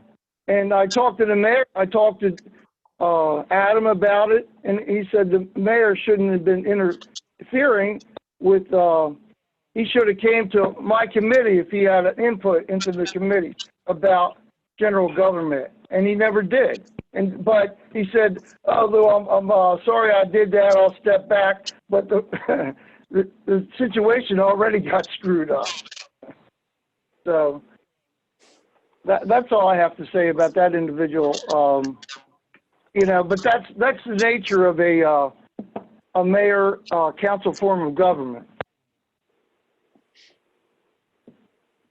Okay, thank you for your comments, Mr. Pasquale. Mr. Oliver? Yeah, I kind of agree with everybody's opinion so far. I do believe that the appropriate authority, and like Carl said and Debbie said, we were going to do this a year or 2 ago when there were some issues that came up, and we just felt it would be more democratic to have 3 people be the appropriate authority as a group instead of 1 person. So that's basically it in a nutshell. It has nothing to do with you. It's just that I think that it would serve its purpose in a more fair way, in a democratic way, if the 3.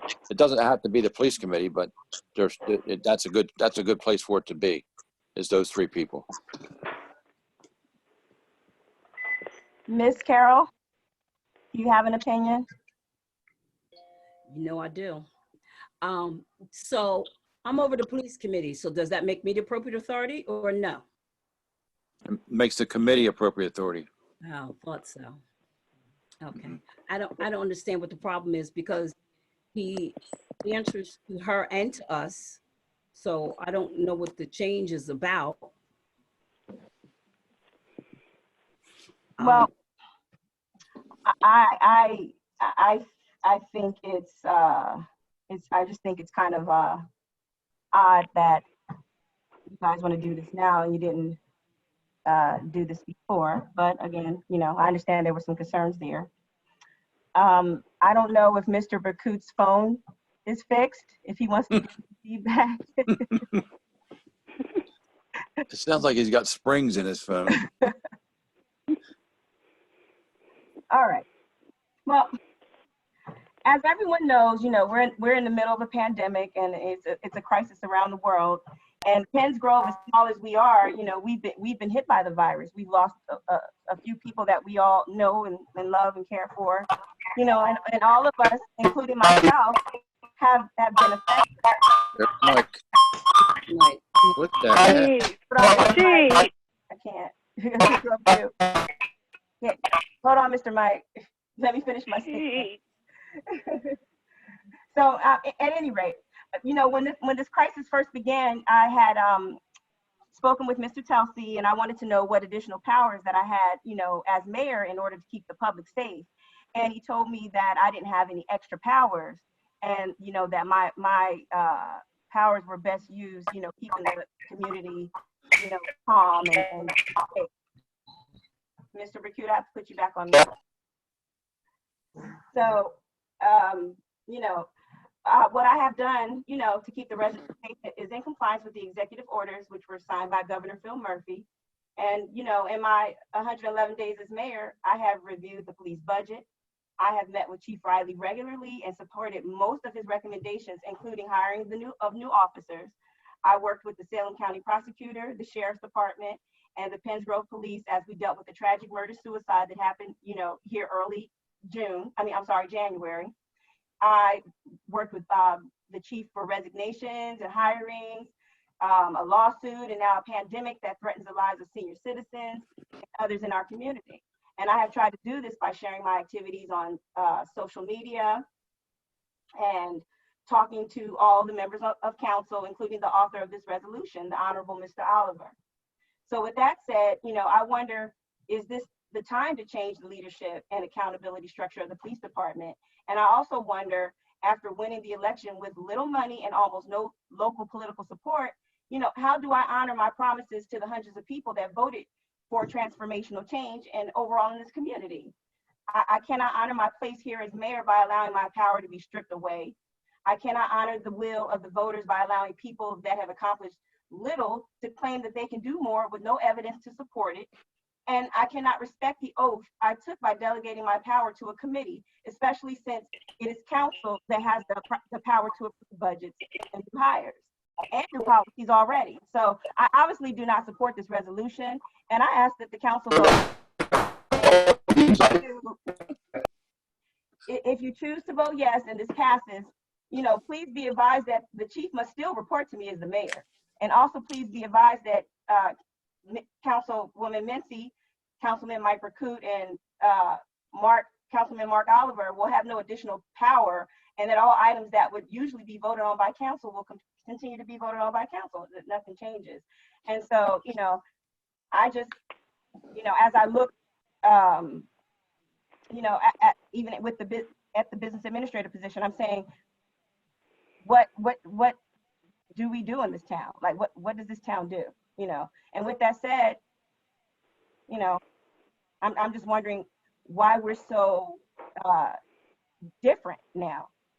You know, what makes us so different that we don't need the appropriate authority to be the mayor? You know, I'm thinking that I've done everything that I was supposed to do. Again, I mentioned I work with Chief Riley. I know, Mr. Oliver, you think that I micromanage him.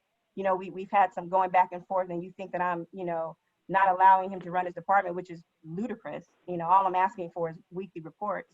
And I think, you know, me and Chief Riley, we work very well. You know, we've had situations, as he mentioned, we've had a lot of rough things that happened in my first 111 days in office. I've had things happen that have never happened in the previous administration's 16 years. That the past 16 years was a honeymoon compared to what I've had to endure these first, you know, few months. So again, you know, with the crime, you know, on Pittman Street and, you know, other crimes that have been happening here in the borough, I've worked with Chief Riley, and I think we work very well together. And I think he would agree, you know, that things are working fine. So again, as I mentioned, I know, Mark, you have an issue with you know, me. You think I'm micromanaging, but I'm not.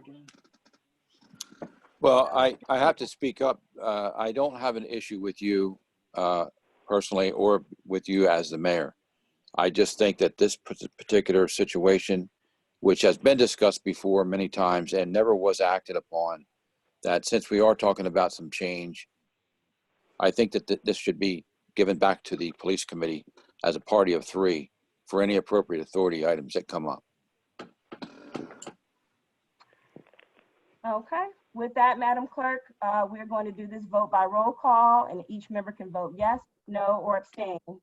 Can Madam I say Clerk? something first? Sure. I just want to say for the record that Mark, Debbie, Carl, and Louis, all four of y'all were up here before. You had enough votes to do it a couple of years ago, and you didn't do it. We weren't up here at the same time. You were so. Who No, got up here we're new? not. Who got up here new? Louis only been on for 2 years. Okay, you had 2 years with Louis up there. You had enough votes to get it done. Now to say that you're just now wanting to do it, you had 2 years. That's all. Thank you. All right. Madam Clerk, we can do this by roll call. Can you please call the roll? Yes. Mr. Burkett. Mr. Burkett. Can you hear me? Did he answer? He must not be on there. Yeah, he was. Yeah. I didn't hear him answer. Because I called him. He gave me his opinion, but I can't relay it for you. Well, I want to remind everyone that this is a vote for the resolution, so I need Mike's vote. It's ordinance number 2.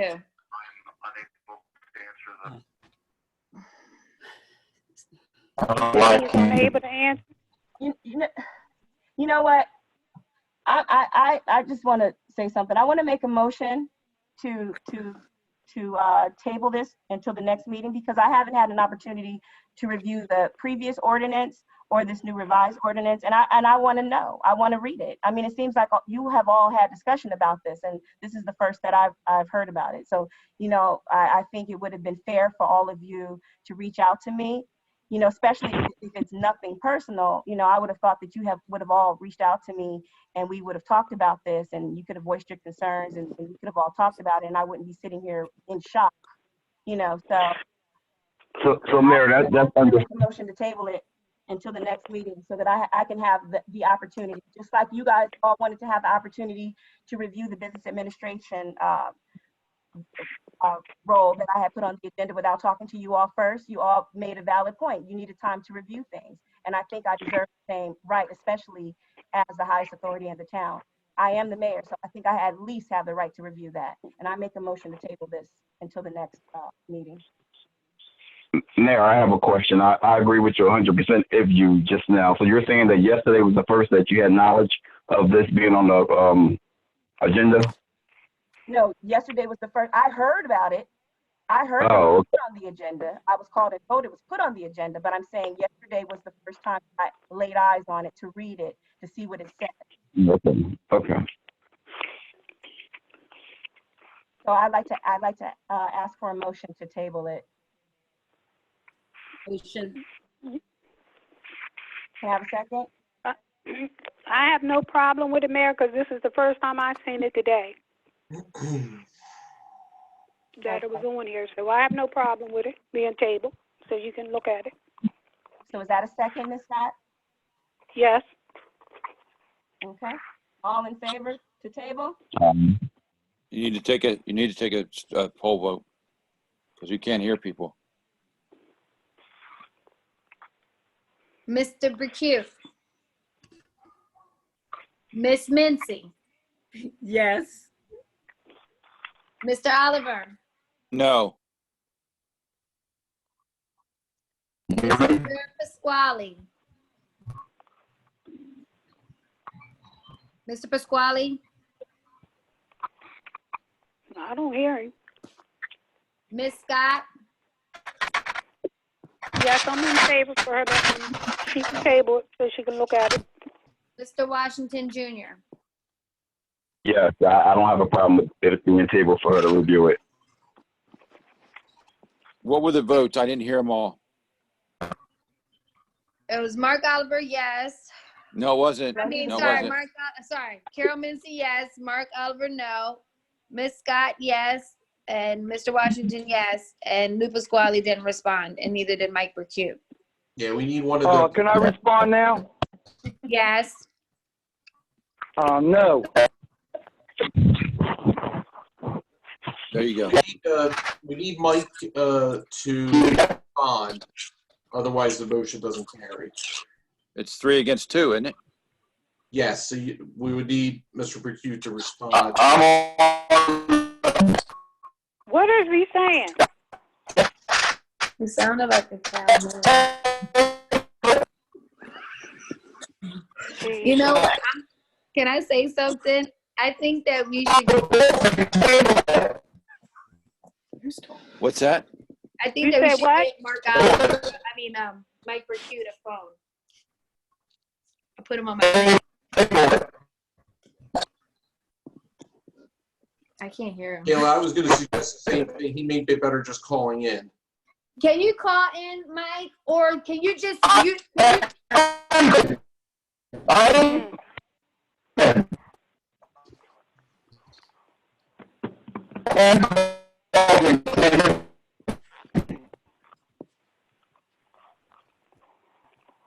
Mike, you can disconnect from the Zoom application altogether and just dial the number in and enter the meeting ID.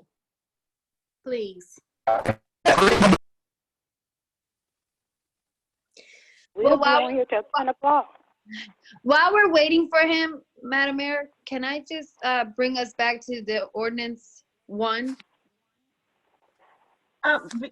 Before we do that, Kayla, hold that thought. I also want to, I forgot to ask Chief Riley what his thoughts were, what his opinion was on the situation. I asked everyone but the chief. Should be asking him what his thoughts were. I don't even know if he's still on though. I don't think so. Okay. I don't think he is either. Okay. No, I'm here. Oh, okay.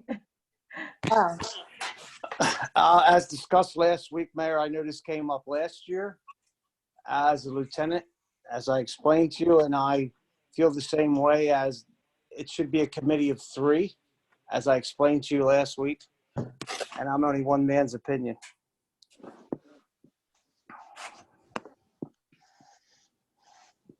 That's your feedback?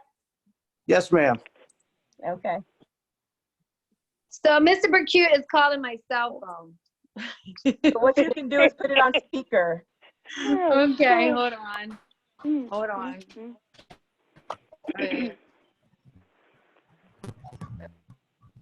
Hello.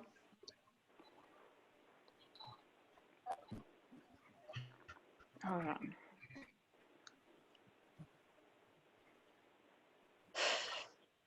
It was working fine for everybody, except he must have something wrong with his phone or something. Did he just call I don't know. We got to get him a phone. Oh, he's calling me. Okay, hold on. Mr. Mike?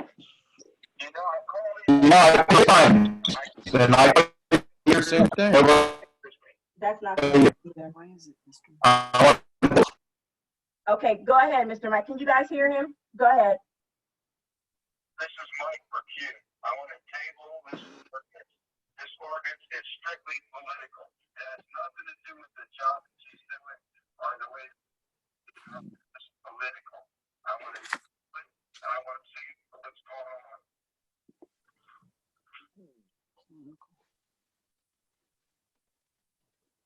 So that was a motion in favor of tabling it. That was he was voting in favor of tabling it.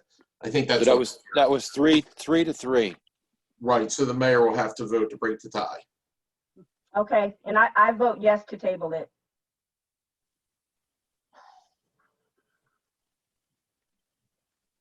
So I'm going to suggest. Oh, it's title only. Forget that. I thought we had to advertise. Forget that.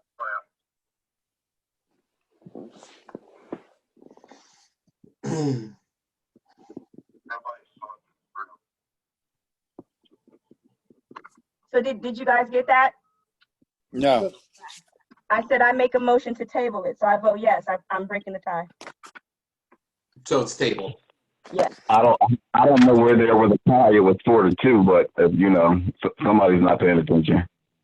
If Debbie, myself, and Carol, and Mike said yes, then that's 4. Oh yeah. Mike did say yes. Yeah, it was 4-2. Yeah. Okay. Oh, I apologize. Then I had my numbers wrong. It's okay, Mr. Townsend. No, it's okay. I was just, for the record. Thank you. You're welcome. All right. council members, the next few resolutions are for professional services. Today, I'm asking for council to vote for a new Wait. solicitor. Can I just ask Sure. you, I need to interrupt for a moment. I've been trying to get your attention. I need you guys to table ordinance. I mean, you guys, I have to do a roll call for when you guys table the ordinance. I never got to do a roll call. My apologies, go ahead. It's okay. So this is going back to ordinance number 1. And I'm asking Mr. Burchue. Are you still there? No, he hung up. We did do the roll call for the district. We didn't do a roll call. We only motioned to table it. Oh, okay.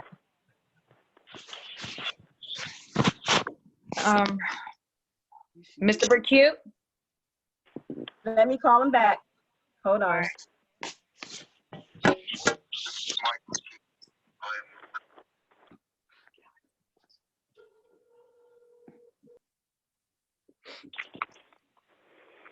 Kayla, this is for the public, I mean, the business administrator.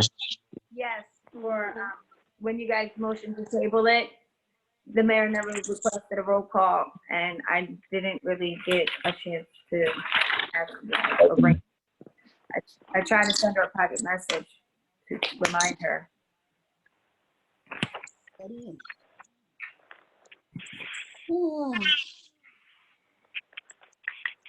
Okay, I have Mike Burchute on the line.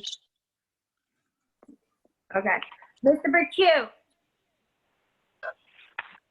I'm doing a roll call for ordinance number 1. Where you guys motion to table it? Where Mark Oliver and Carol Mincy, Mark Oliver motioned it and Carol Mincy seconded it. I need to do a roll call. So I'm gonna say, yes or no? Ms. Mincy?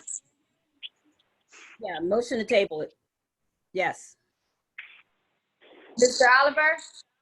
Yes. Mr. Pasquale? I abstain. Ms. Scott? Yes. Mr. Washington Jr.? Yes, motion to table. Yes, that's fine.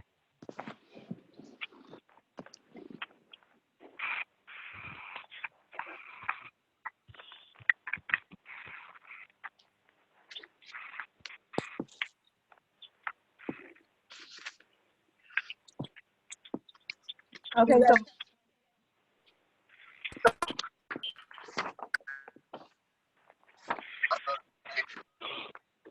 is that it, Kayla? Okay. All right, motion to table, motion approved. Kayla, did you do it for this one too? For the appropriate authority? Yes, I did. Okay. All right. So moving down to resolutions for professional services. So council members, the next few resolutions are for professional services.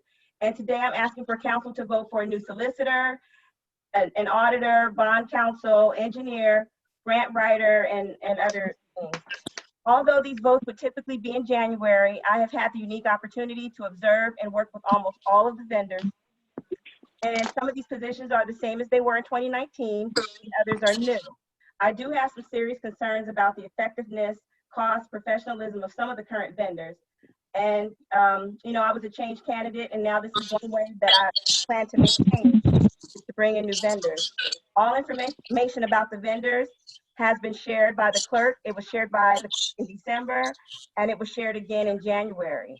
And all members of council have had over 100 days to review the content and familiarize themselves with the qualifications of all of my selections. And with that said, Madam Clerk, please read the first sentence of the next resolution 2020-4-61. -61. Yeah, all right. Go ahead. Wait, sorry. Say that one more time. You want me to read the whole resolution? Just the first line, the first sentence. Okay. Whereas the Borough of Penns Grove is in need of a municipal solicitor, and whereas the law office of Louis Guzzo, Edward Hill Escrow has satisfied the criteria necessary for this position. Sorry. And the next sentence, and whereas the mayor has appointed the law office of Louis Guzzo, Edward Hill Esquire for the position of municipal solicitor, and the council has provided its consent. So, motion to accept. Questions? Oh, hold on, hold on. Motion. Let's do the motion first, and then we can open it up for discussion. Motion to accept. Motion. That was Mike Burkett. Okay, is there a second? Carol Mincy. Okay, and now this is now open for discussion. I don't know if you remember, Mayor, you contacted me on Saturday, and we had a discussion about making change to some of these positions, especially now in the situation that we're in, 3 months into the year, 4 months into the year. I don't think it's wise to make any changes. I said this before the epidemic came out, and I'm going to stay with what I said. I think we should keep the majority of our professional services as they were, especially the municipal solicitor, the auditor, the municipal engineer, the grant writer. We should keep those people in place as they are, as they were. I would like to see Adam Telsey as a municipal solicitor, Triad as a grant writer. We hold on. We're just talking about the solicitor right now. Okay. That's my opinion. Okay. Any other opinions?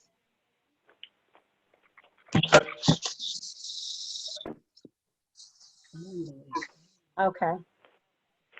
All right. So, clerk, can you do vote by roll call? Yes. Mr. Burkett? What are we voting on?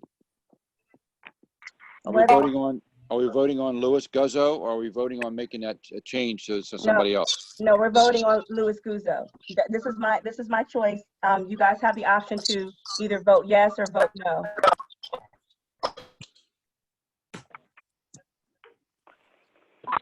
You know what? I just before we do that, I just want to say something. With all due respect to Mr. Telsey and his firm, I like Mr. Telsey. He's a nice person, and he's been very helpful, you know, to me since I became mayor. He is a solicitor with Carney's Point as well, you know, which allows for the appearance, not saying there is, but the appearance of conflict of interest. And it's no secret. I'm going to mute somebody. It's no secret that Penns Grove has been on the short end of the stick when it relates to its contracts and shared services. Also, you know, it's my opinion that it's highly unusual for such an employee to say the same when there's a political shift. President Trump and Governor Murphy didn't keep the same Attorney General and General Counsel when they took office. I do not want to ever have to second guess, you know, the opinions that I'm getting. Can Mike mute his phone, please? Yeah, he needs to take that off. Hold on. Here, I'll mute him. So, again, as I said, you know, I do not want to ever have to second guess if the advice and the opinions, you know, that I'm getting are representing the law or political interest. And as I said, that's no offense to Mr. Telsey, but you know, as I mentioned, every new administration comes in and they change professional services. So, with that, can we do a roll call? I still have some questions, and you spoke, so I would like to speak too. Go ahead, Mark. Your opinion of the fact that we're getting the short end of the stick by the street department is just that, your opinion. It's not a proven fact. There's no factual evidence that we are getting the short end of the stick. And whenever there is or was any kind of agreement or ordinance or dealings with Carney's Point, Mr. Telsey excused himself, so that there wasn't going to be an infraction or an insinuation of that there was some shenanigans going on. So I take offense to that. Okay. So can we do roll call, please? Thank you for your comments, Mr. Oliver.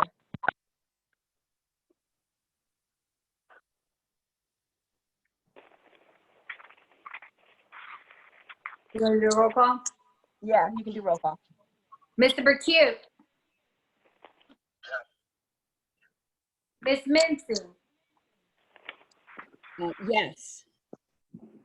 Mr. Oliver? No. Mr. Pasquale? Mr. Pasquale?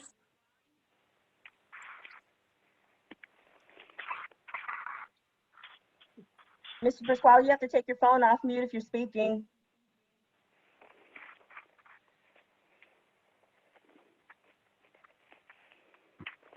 Is he still here?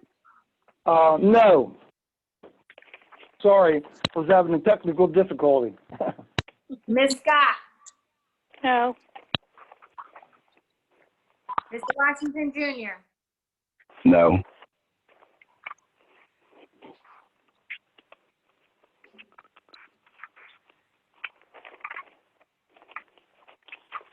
Can I make a motion to put Adam Tulsi into that spot?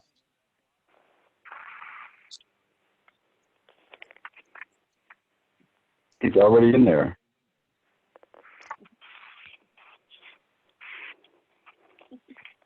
Sorry, I was speaking on mute. Yes, you can, Mark. Okay, I'd like to make a motion to put Adam Tulsi as a municipal solicitor. I second the motion. Before you do that, though, Mr. Oliver, we still need to do the motion for 2020 for this one. So first, you got to vote no, and then We did. Then did everybody? Yeah. It 4 was no's, 4-2. yes. Okay. All right. Go ahead. You're right. Go ahead. I make a motion to put Adam Tulsi in as municipal solicitor. I second the motion. Okay. All in favor? Aye. Aye. Okay, clerk, can you do roll call? Mr. Bercute? Hold on, call him again. I had to put the phone up to the computer. Go to the next one.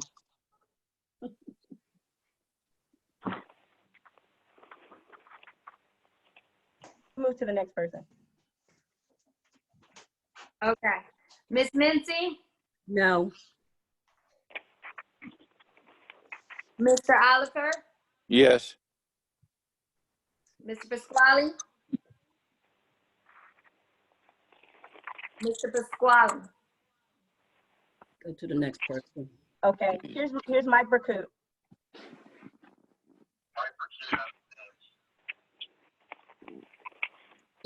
What did he say?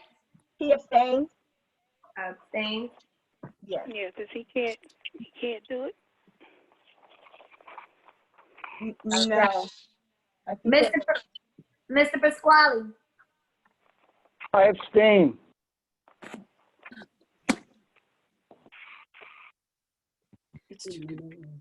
What? Miss Scott? Yes.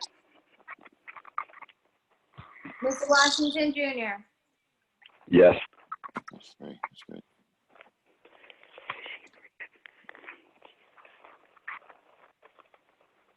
Okay. So the motion carries. The motion is approved. Okay. Next resolution we move to is hiring the auditor. Clerk, will you read the first paragraph just to mention who I chose? Yes. Hold on for 1 second. The screen just went out. Hold on. Why?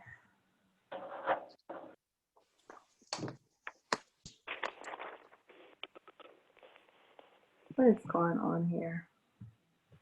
These options.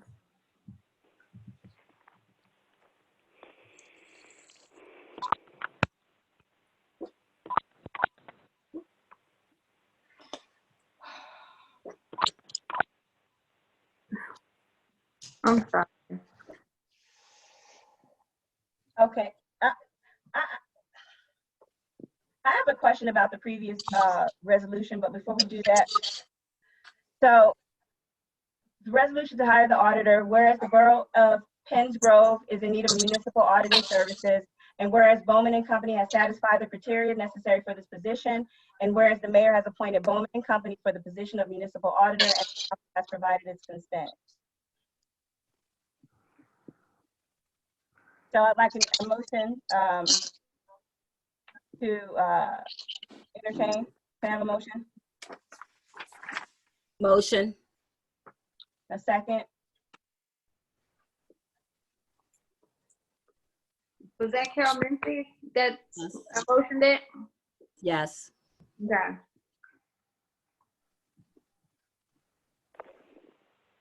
Okay, can you do roll? We got a second? Okay. Who was that? Mark. Okay. Okay. Can we have a roll call? Mr. Burkett. Oh, jeez. Hold on. Mr. Burkett, resolution to hire Bowman as the auditor. Okay. Yes.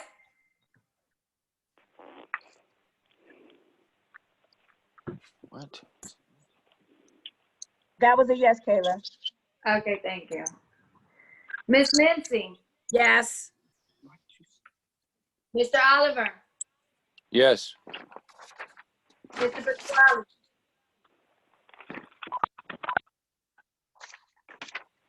Mr. Pasquale. Yes. Ms. Scott. Can you hear me, Kayla? Yes. Okay. My phone died. Yes. Mr. Washington Jr. Yes. All right. I got the agenda on my screen now. Madam.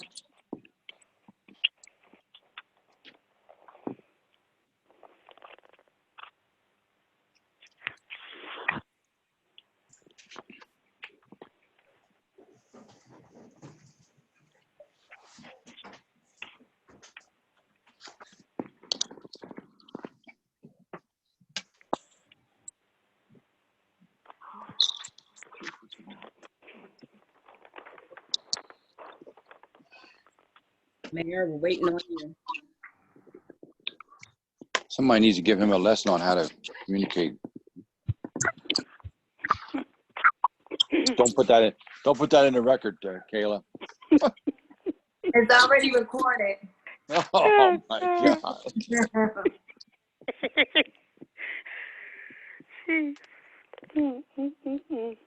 I'm sorry, I'm talking on mute. Okay, for hiring the municipal solicitor, we had 3 voting yes, 1 no, and 2 abstentions, right? Could you do Yes. it? Okay, don't we need, I said the motion carried, but we had 2 abstain, 1 no, and 3 yes. Yes. So don't we need 4 for a motion to carry?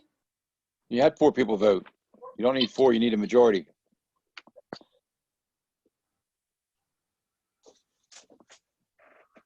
If only 4 people were at the meeting, then you need the majority. The 2 people that abstained, they don't count.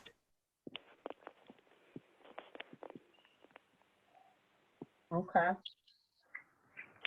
We need a majority of those in attendance. The abstention is a no. Okay. No, it's not. It's not the same. So Adam, an abstention is not counted as a no? Look, you're talking about my appointment, so I don't. As a general rule, An abstention reduces by that amount the amount you need for a majority vote. So if you have a 7-person quorum and somebody abstains, now you would need a majority of 6. So in this case, it was 3-1 with 2 people abstaining. So that was a majority. That was out of 4 people, we had 3 votes. I think you need to skip and ask somebody else because Adam should. It's a conflict for Adam to even answer right now. Yeah, I don't even like being involved with this. Yes, it's a conflict. Well, what would you do if 4 people were only at the meeting? I would have tabled it. No, 4 people is a quorum. No, you have 3. 4 people is a quorum. Already approved it. Motion was up there. I need, All those is the majority. I know, Adam, that you don't want to, you know, you can't really answer, but can you provide me with the law for that? Can you provide me with the law? No. Yes. Okay.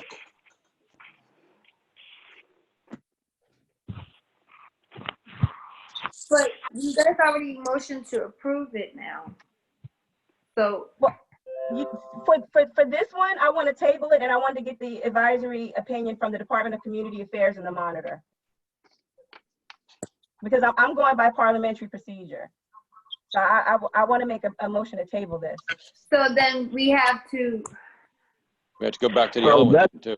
If that's the case, there's a lot of things that need to be tabled then, because I mean, there's a lot of things that was yeah, right, people to saying. So what's the difference between this one and if the other ones are passed? Well, I'm just talking about this particular one. So I can't speak for. I'm seeing this and I'm calling it out. So I'm just talking about this particular one. I know you want to see the rule, but in this situation, if there's 6 people at the meeting and 2 people abstain, now you have only 4 people voting. The majority of the vote of 3-1, it still carries the vote. That's just my opinion. You probably want to see the law, but that's the purpose of abstaining. You don't vote yes or no. It doesn't count as a no. It's almost like you're absent. That's exactly right. Right, but don't you need a reason to abstain? No.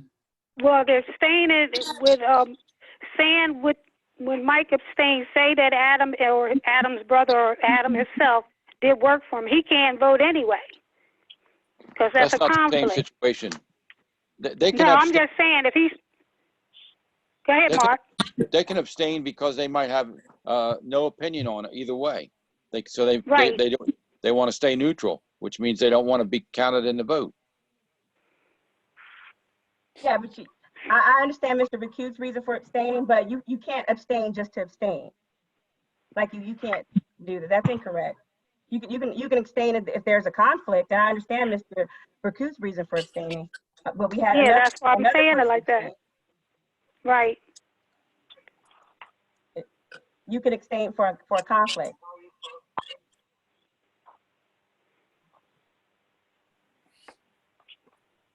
So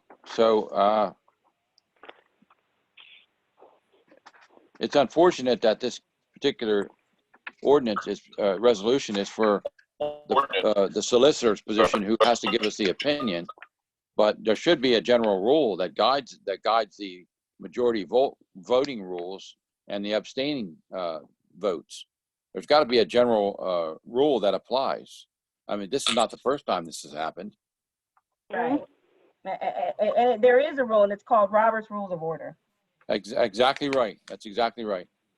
But the DCA can definitely give me an opinion, and I want to table it to get an opinion from the DCA. That's all. Okay, let's move on. Do that.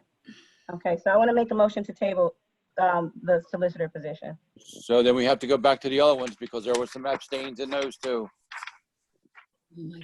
Well, that's fine. Crazy. So if anybody abstains, then it's going to make everything get tabled. Doesn't have to be. I just want an opinion from outside counsel. Okay, all right, so moving on. So what is going on? Because I'm confused. Like, is he the solicitor or is he not the solicitor? Because you guys already motioned to approve him already, and we moved on to the next resolution. So what are we doing now? What are we doing now? Are we motioning to table for DCA? Like, I don't, I need to know what's going on. Yeah, the motion was carried. The motion was stated that it was carried.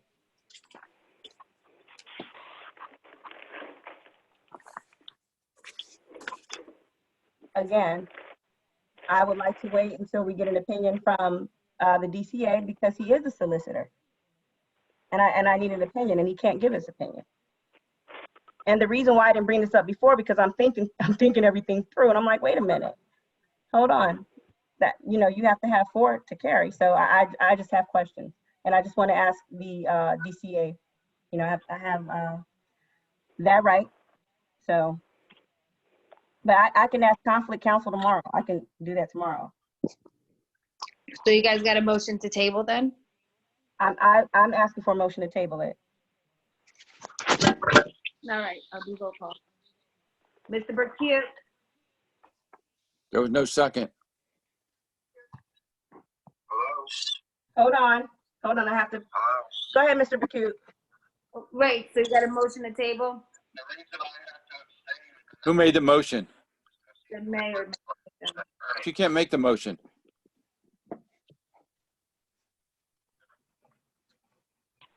I make a motion to table it.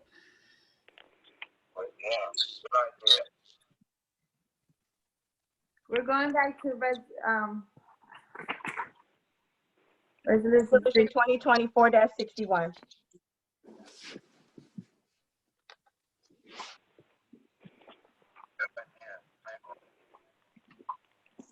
What did he say?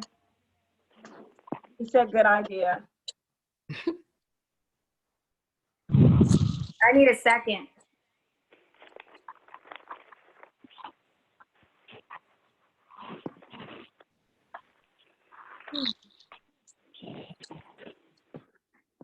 All right. I need somebody to second Carol Mincy's motion. Yeah, that's not going to happen. Right. Okay. So you know what? Fine. I know we went through and we made a motion to accept it before I thought about this, so that's fine. But I'm still gonna get an opinion from outside counsel tomorrow, but that's fine. Because we've already made the motion to accept it, Mr. Tubbs, solicitor, so we can't go back and do that, so. That's fine. All right, so moving on. So Mr. Chelsea's a solicitor, and I'll get legal opinion tomorrow. Moving on to the next resolution, we did the auditor, so we're moving on to resolution 2020-4-63, and that's the resolution to hire bond counsel. Whereas the Borough of PENNS is in need of bond counsel, and whereas Willits, Goldman, and Spitzer, PA, has satisfied the criteria necessary for this position, and whereas the mayor has appointed Willits, Goldman, and Spitzer, PA, to the position of bond counsel, and the council has provided its consent.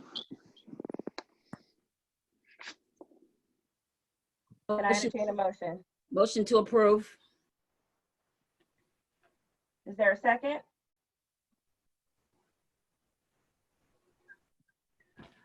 Oh my goodness.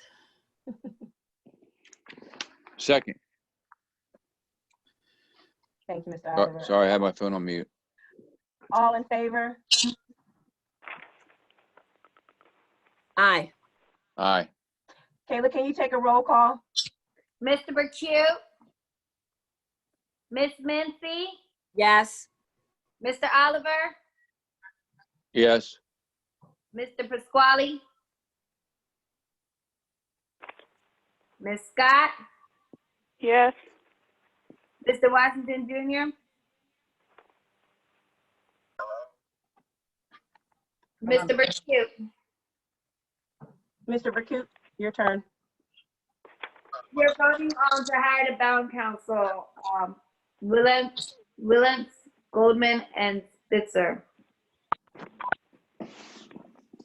Mr. Burkett, you voted yes? Yes. Okay. Is Mr. Pasquale there? If not, it's okay because I've got enough votes. All right. Motion carried. I actually voted yes. Okay. Can council keep your phones, can you guys take your phones off of mute?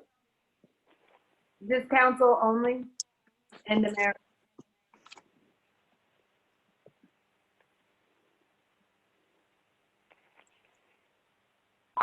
All right. Thank you. Moving to resolution 2020-4-64, resolution to hire municipal engineer. Whereas the Borough of Penns Grove is in need of a municipal engineering services, and whereas Smith Pro Engineering Group, Inc. has satisfied the criteria necessary for this position, and whereas the mayor has appointed Smith Co Engineering Group, Inc. for the position of municipal engineer, and the council has provided its consent. May I entertain a motion, please? Motion to approve. Can I have a second? Second. Second, if you can hear me. Second by Mike Burkett. All in favor? Aye. Roll call. Take a roll call. Mr. Q, Yes. Miss Mincy, Yes. Mr. Oliver, No. Mr. Pasquale, Mr. Pasquale, No. Miss Scott, No. Mr. Washington Jr., No.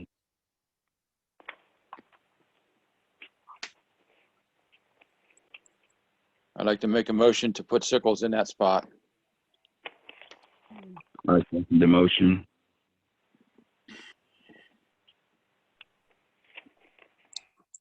Was that a second? You need a second? Yeah. Yeah, that was a second. Mr. Burkett, No.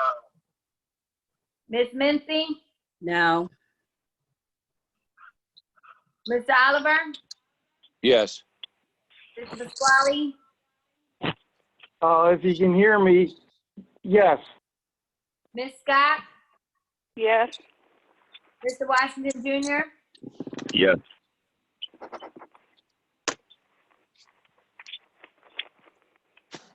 Okay, motion carried. All right, moving to resolution 2020-4-65, resolution to hire grant consultant. Whereas the Borough of Penns Grove is in need of a grant consultant, and whereas Triad and Associates has satisfied the criteria necessary for this position, and whereas the mayor has appointed Triad Associates for the position of grant consultant, and the council has provided its consent. May I have a motion to approve? Motion to approve. Of course. Second.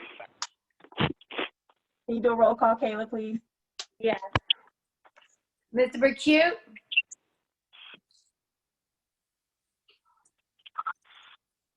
Mr. Burkett, Miss Mincy, Yes. Mr. Oliver, Yes. Mr. Pasquale, Yes.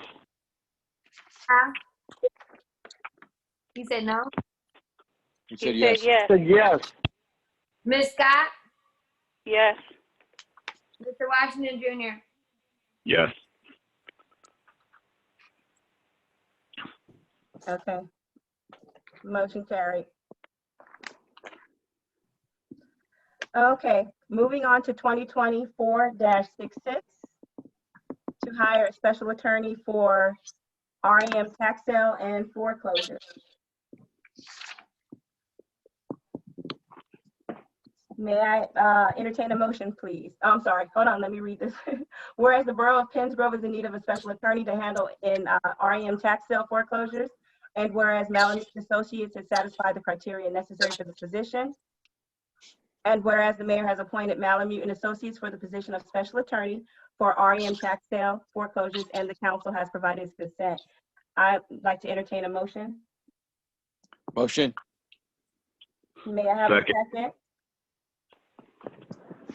Second.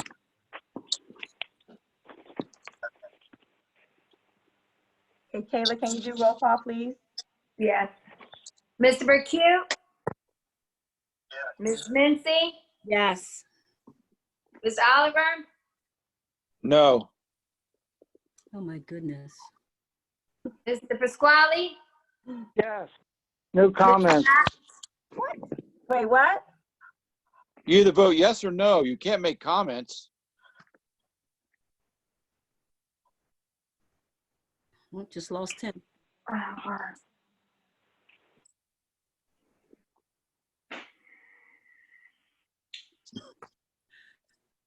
Kayla, can you continue, please? yes. Ms. Scott, Yes. Mr. Washington Jr., No.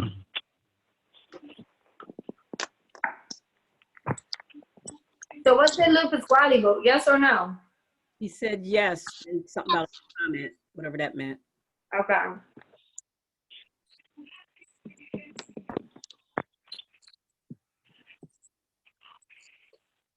What do we have, Kayla? Huh? I said, what do we have? Majority vote yes or no? What did you? We I have lost count. 2 no and 3 yes. Huh? 3 yes and 2 no. We got 6 people. Yeah, I know. Mike Burkute didn't say nothing. Yes, he did. He did. Oh, sorry.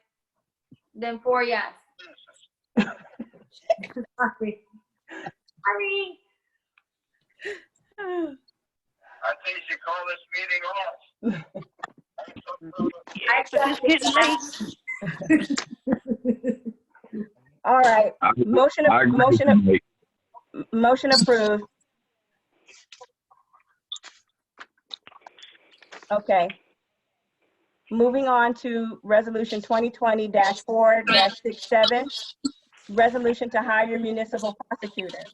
So whereas the Borough of Penns Grove is in need of municipal prosecutors for its municipal court, and whereas Chance and McCann, which is Andrea Rhea Esquire, who's currently our municipal prosecutors, has satisfied the criteria necessary for this position, and whereas the mayor has appointed Chance and McCann for this position of municipal prosecutor, and the council has provided its consent. I'd like to entertain a motion. Motion. May I have a second? Second. Clerk, can you do roll call, please? Super cute. Miss Min- he said yes, right? Yes, he said yes.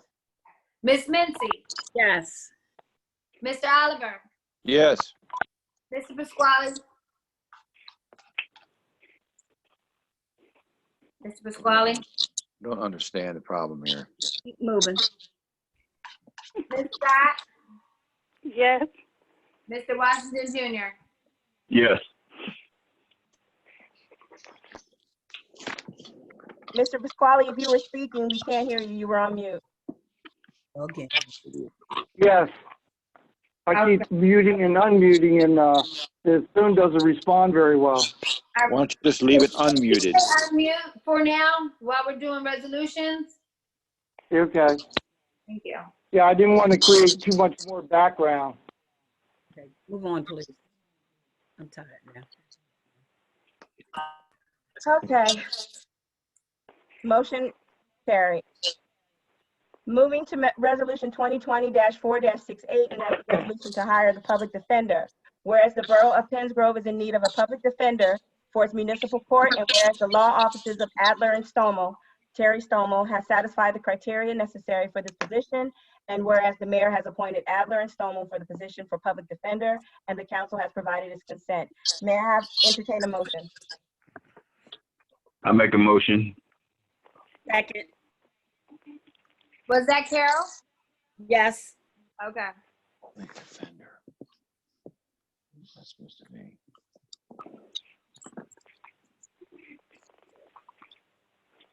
Mr. Burkute? Miss Mincy? Yes. Mr. Oliver? No. Mr. Pasquale? Yes. Ms. Scott? Yes. Mr. Washington Jr.? Yes. So that's 5 yes and 1 no. Okay. Motion carried. Before moving on, I have to ask, and this is a question for council. How do you measure the success of vendors? I was surprised to learn that when I became mayor that there were no benchmarks, no rubric, no score sheet for any vendors. So we have no business administrator, maybe a mayor that can't oversee police, the state monitor and budget deficit. You know, it's based on your opinion, but this is not a good process moving forward. And I'm just curious as to know what measures do you use?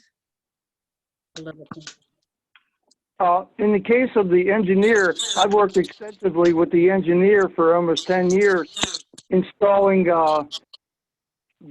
backup generators and 6 pumps along the river, involved with street rebuilds, and also installing some pipes throughout the town. So they were easy to work with, and they always seemed to get they got the ball rolling, and they even got the grants for the DOT grants. So that was my measurement for the engineer. That's why I voted for Sickles again. In the case, well, and like with the lawyers, I prefer lawyers from Salem County, so they interact more with the borough than someone from 35, 40 miles away. Well, actually, Ed Hill is from Logan Township, so he's local. The person I picked for the solicitor, just to make a note of that. Thank you, Lou, for your input and for answering the question, how you measure success. Does any other council member want to give some feedback on how you measure success as far as you choosing vendors? No, but I'm looking. Can I? Thank you. I measure success on what they do for us also. If you ask the people that live near the river walk, that Sickles would not be the people, because it still floods over there. And what they did wrong over there, I don't know. And when I was on council before, there were some other projects that they didn't do right. As far as putting the pipes in, Sickles wasn't the one putting the pipes in, it's the contractors that putting the pipes in. So it's not the engineer putting it in. He may go tell him what he wants, but he's not the one putting it in. So there's some. Oh, that's correct.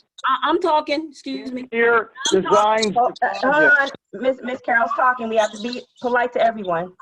So she's speaking right now. And I don't know why we talk about making changes and starting new. I don't know what the problem is with starting new. We'll never get anything done if we keep doing the same old thing with the same old people over and over again. Is it going to hurt to try somebody from up the road with a new idea? How about we try, let me see, Voorhees, Cherry Hill, Mount Laurel, somewhere that's looking like something, doing something. How do we try using some of them people instead of same old Salem people that's giving us the same old stuff? It's not going to hurt. It's called change. And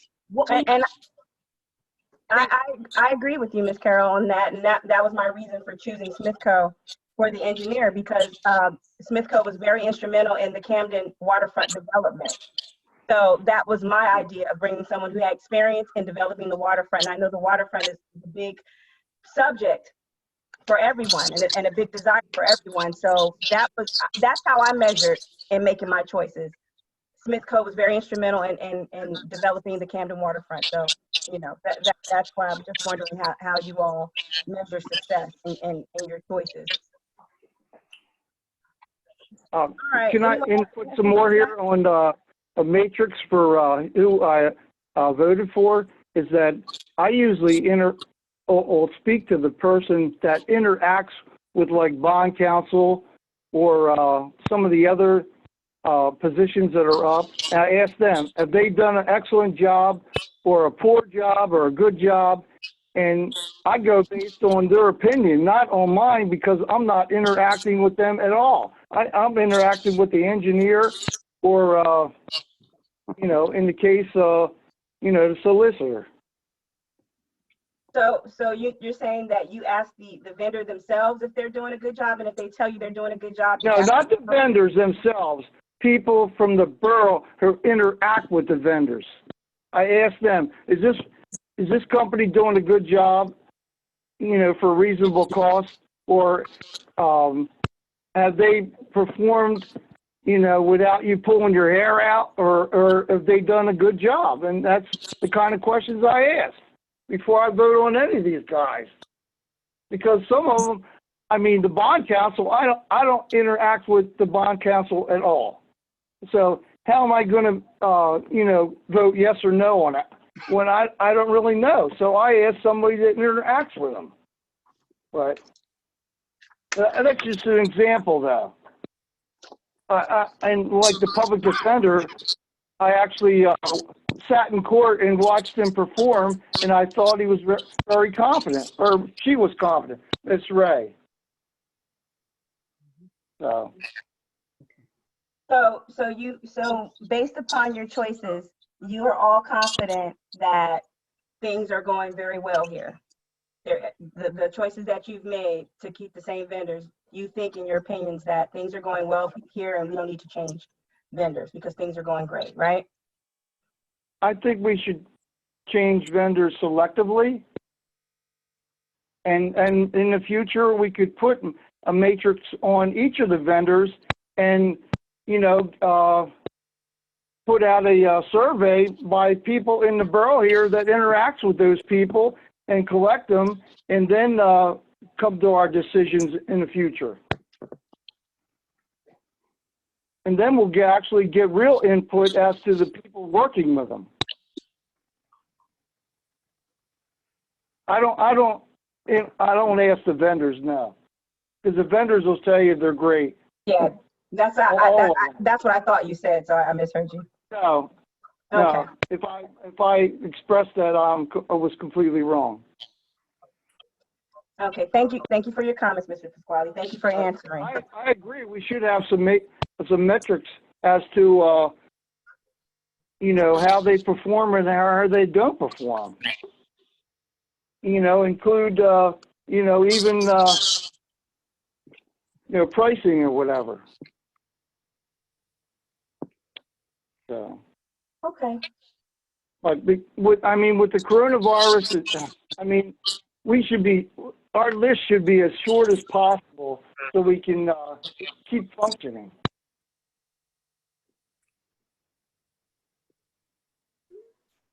All right. Thank you, Mr. Pasquale, for your comments. Anyone else? Thank you. Have any input? I have a lot of the same interactions with Triad and especially Sickles. And on many occasions, I have had a few situations where I've had to go get Sickles out to take a look at some things, and they've always been very responsive and very professional, and they've always gotten back to me in a timely manner. So I would have to recommend those two.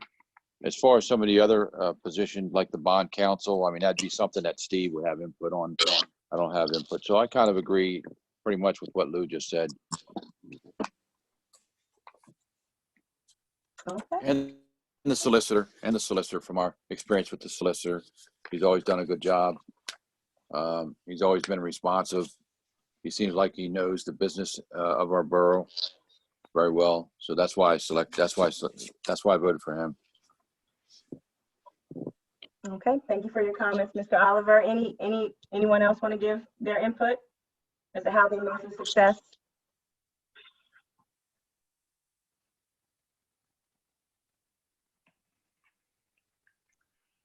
All right, thank you all for your comments.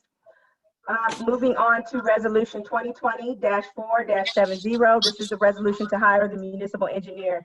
So just to explain the context around this resolution, I had a conversation with Debbie Scott, and we talked about the same conversation I had with each of the council folks.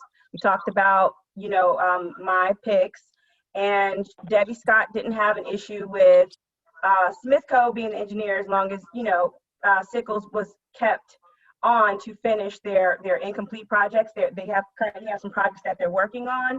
So that was the reason for this resolution, so that Sickles could continue to work on the projects that they're working on until completion, and that Smithco would take on all new and upcoming projects. So I don't know if, I guess we still vote on this resolution because it kind of Sickles is already, you know, they voted yes for Sickles to be the engineer. So do we just vote on this resolution anyway, clerk? Or Adam, either one of you. I think you can essentially, if the council's in agreement, you just vote to withdraw that resolution. Okay, okay. All right, motion to withdraw this resolution. I entertain a motion. Can I have a motion? Motion made. Can I have a second? Second. Kayla, can you do roll call, please? Mr. Burkett. Miss Mincy. Yes. Mr. Oliver. Yes. Mr. Pasquale. Yes. Ms. Scott. Ms. Scott. Next. Mr. Washington Jr. People don't. Mr. Washington Jr. Oh, guess they left. They're probably speaking on mute. Unmute your phones, please. Carl and Debbie, can you please unmute your phones?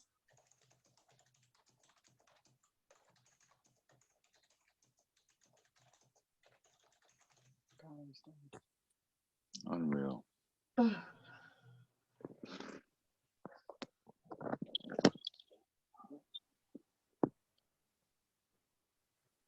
We're almost done. Debbie and Carl, can you hear us?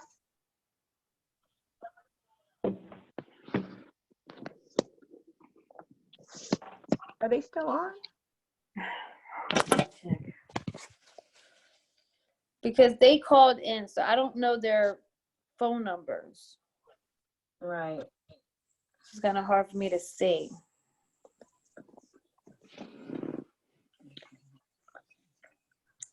Ay. I need everybody's full attention, please, so we can get done.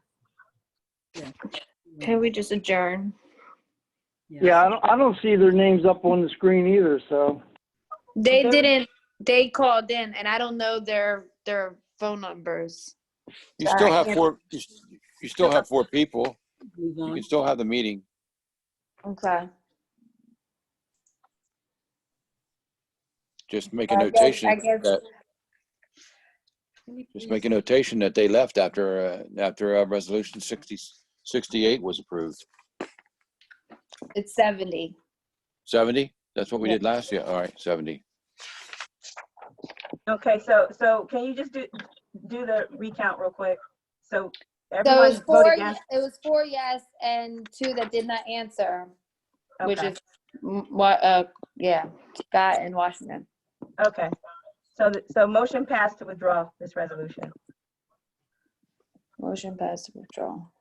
All right, moving to 2020-4-71. This is a resolution to turn over unclaimed redemption monies to the borough, whereas pursuant to RS 54:5-57, the unclaimed redemption monies shall escalate to the municipality if the lien holder shall fail to surrender the tax sale certificate within 5 years of notification of redemption.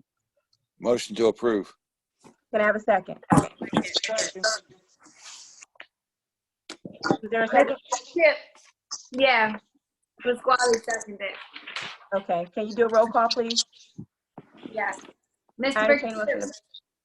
Go ahead. Mr. Burkett. Oh my goodness. Miss Mincy. Yes. Mr. Oliver. Yes. Mr. Washington, I'm sorry. Mr. Pasquale. Yeah. Ms. Scott. Ms. Scott. Hello? Mr. Washington Jr. So you got 4 yeses. Yeah, move on, please. My goodness. Well, it was 3 that didn't get a chance to vote, and it was only 3 of you guys that did vote. It was Mincy, Oliver, and Pasquale that voted. What happened to Burkett? He didn't answer. Yes, he did. Mr. Mike, you gotta watch your mouth. Oh my God. Did you get that, Kayla? He said yes. Okay. Move on, please. All right, motion to approve. All right. Moving down to 2020-4-72, this is a resolution authorizing electronic tax sale in accordance with NJSA 54:5-19.1. I'd like to entertain a motion to approve. Motion to approve. May I have a second? Second. May I have roll call, Second. please? Okay. Mr. Burkett. Ms. Mincy. Yes. Mr. Oliver. Yes. Pasquale. Yes, and whoever came up with this resolution did an excellent job. Okay, move on. Ms. Scott. Mr. Washington Jr.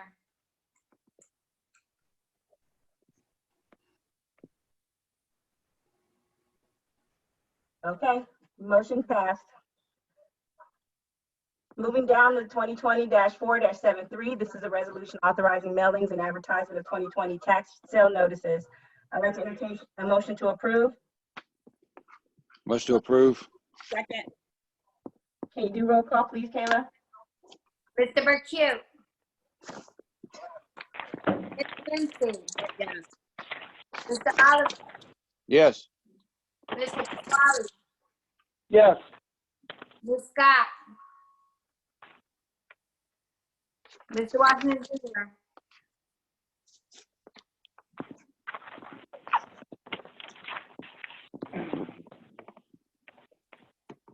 See, and this is the Okay. same this is the same situation as two people that didn't abstain before by these two people not being here. I know you still want to check on it, but I'm just saying, as far as the vote goes, it's the same situation, same thing. All right, motion approved. All right, moving down to 2020-4-74, resolution authorizing the Borough of Penns Grove tax collector to prepare and issue estimated tax bills for third quarter 2020 property taxes. I'd like to entertain a motion to approve. Motion to approve. Second. Second. Okay, roll call, please, clerk. Mr. Burkett. Miss, what did he say? He said yes. Okay. Yes. Ms. Mincy. Yes. Mr. Oliver. Yes. Mr. Pasquale. Yes. Ms. Scott. Mr. Washington Jr.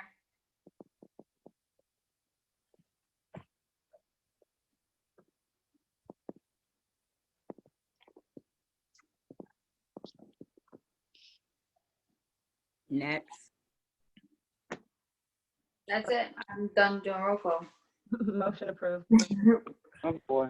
All right, 2020-4-75, resolution requesting temporary closure of county roads. May I have a motion? Motion to approve. May I have a second? Second. Roll call, please. Mr. Burkett. Mr. Burkett. He said yes. Ms. Mincy. Yes. Mr. Oliver. Yes. Mr. Pasquale. Yes. Ms. Scott. They're gone. They didn't make their opinions. Mr. Washington Jr.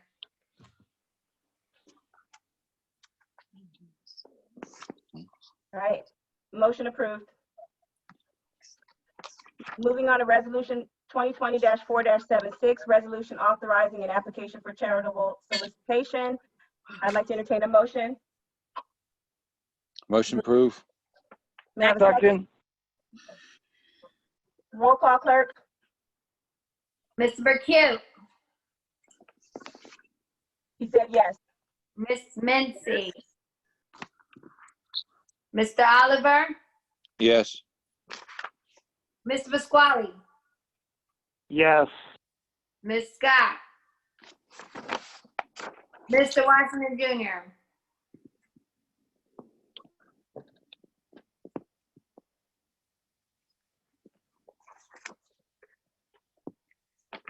Next. Okay, motion approved.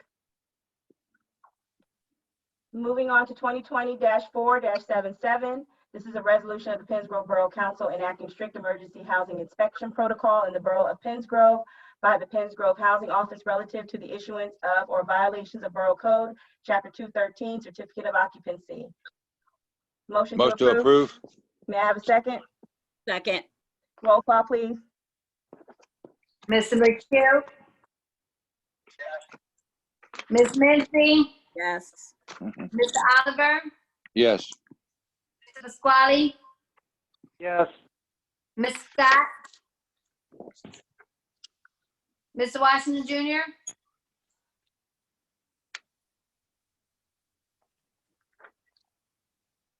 Okay, motion approved. Moving on to 2020-4-78, resolution authorizing the Borough of Penns Grove tax collector to prepare and mail estimated tax bills in accordance with PL 1994-C72. Motion to approve. Motion to approve. May I have a second? Second. Roll call, please. Ms. McHugh? He said Ms. yes. Mincy? Yes.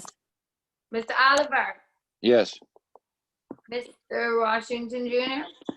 Sorry, Mr. Pasquale? Yes. Ms. Scott? Mr. Washington Jr.?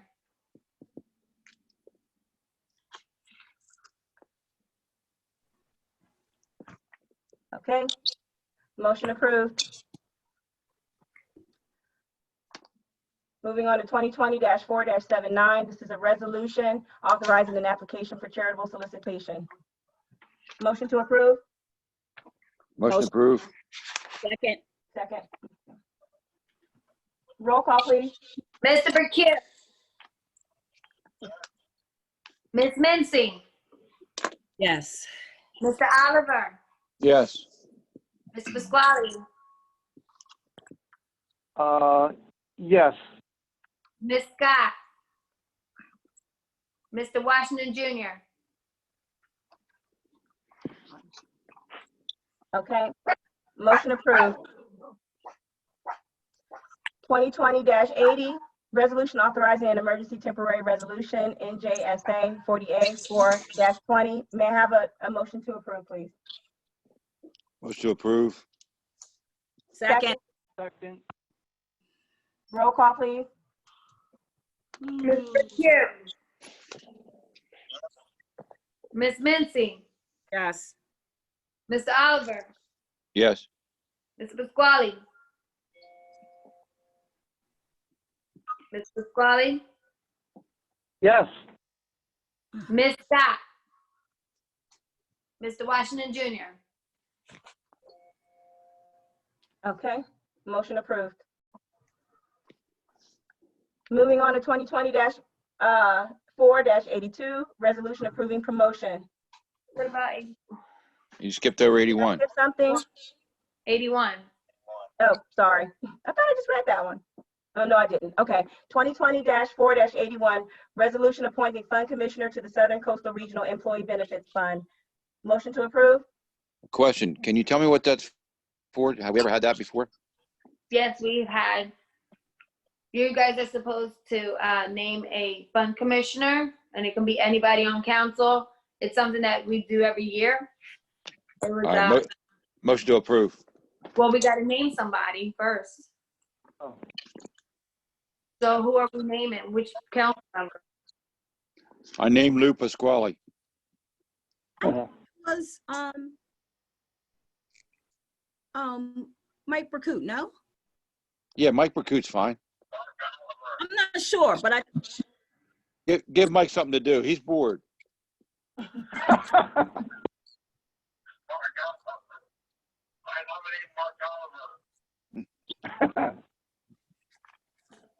I already wrote Mike Burkut's name in the slot, so I make a motion to name let Mike Burkut do that.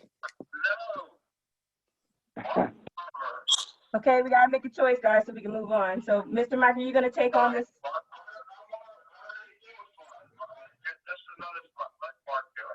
No, I'm not doing it. Mark doesn't want to do it.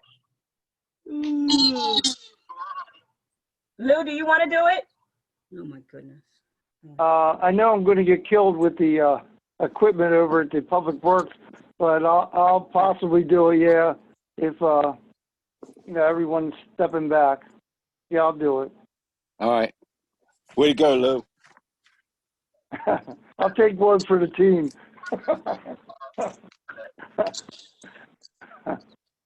Well, down the bottom, you need An alternate. commissioner. Well, that would be Mike. That should be Mark. You said Mike. Mark. I recommend Debbie.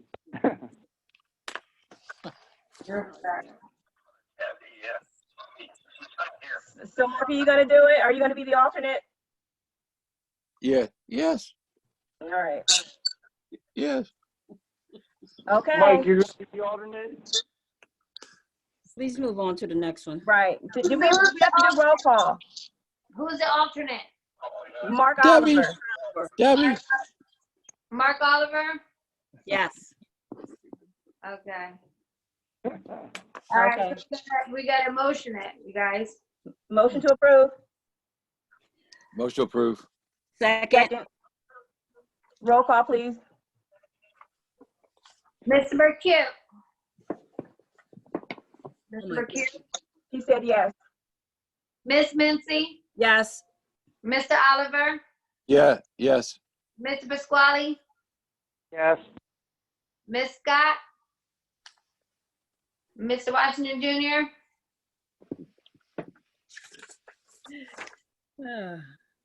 All right. Motion approved.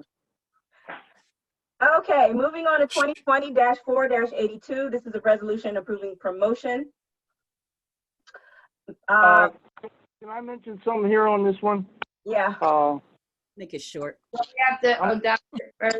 I'm going to interject a little bit of humor here. I can't vote for Joe Johnson because he likes the Dallas Cowboys, and I can't stand him.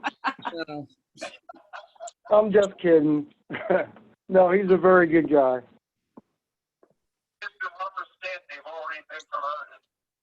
Motion to approve. Second. Yeah, second, Yankee. Roll call. Mr. Burkett? Yes. Miss Mincy? Yes. Mr. Oliver? Yes. Mr. Pasquale? Yes. Miss Scott? Mr. Washington Jr.? My phone is gonna die. Okay, motion approved. All right, moving on.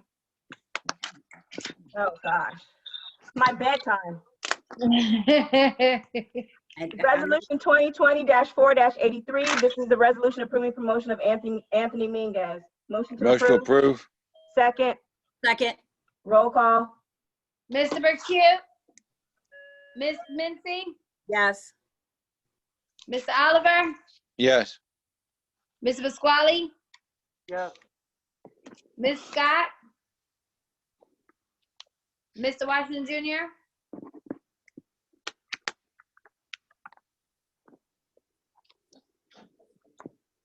Okay, motion approved. All right, moving to the last resolution, 2020-4-84. This is a resolution approving child abuse prevention policy. Motion to approve. Motion to approve. Second. Second. Roll call. Mr. Burkett? Miss Mincy? Yes. Mr. Oliver? Yes. Mr. Pasquale? Yes. Miss Scott? Mr. Washington Jr.? Okay, motion approved. Kayla, quick question. Can you confirm? I want to make sure I went through all the resolutions for professional services. Did we vote on resolution 69? You said 69? Yes.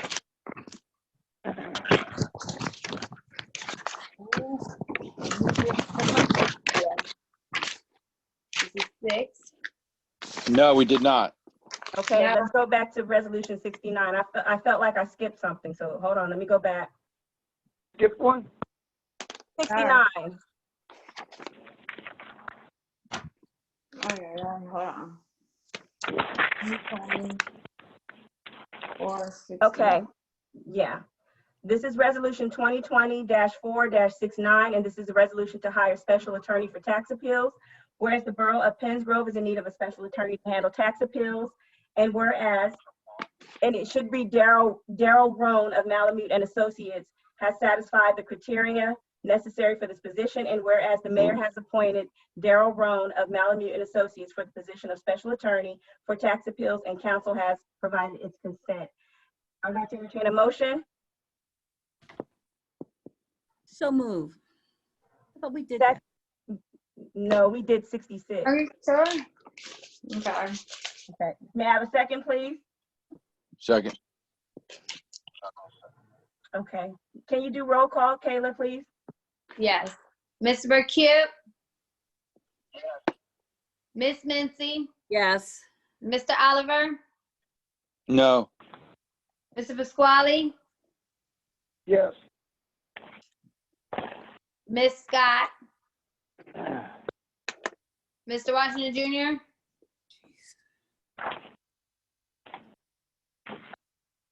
Okay. Motion Well, who approved. seconded? Was it Mark Oliver that seconded? Yeah. Okay. Okay. All right.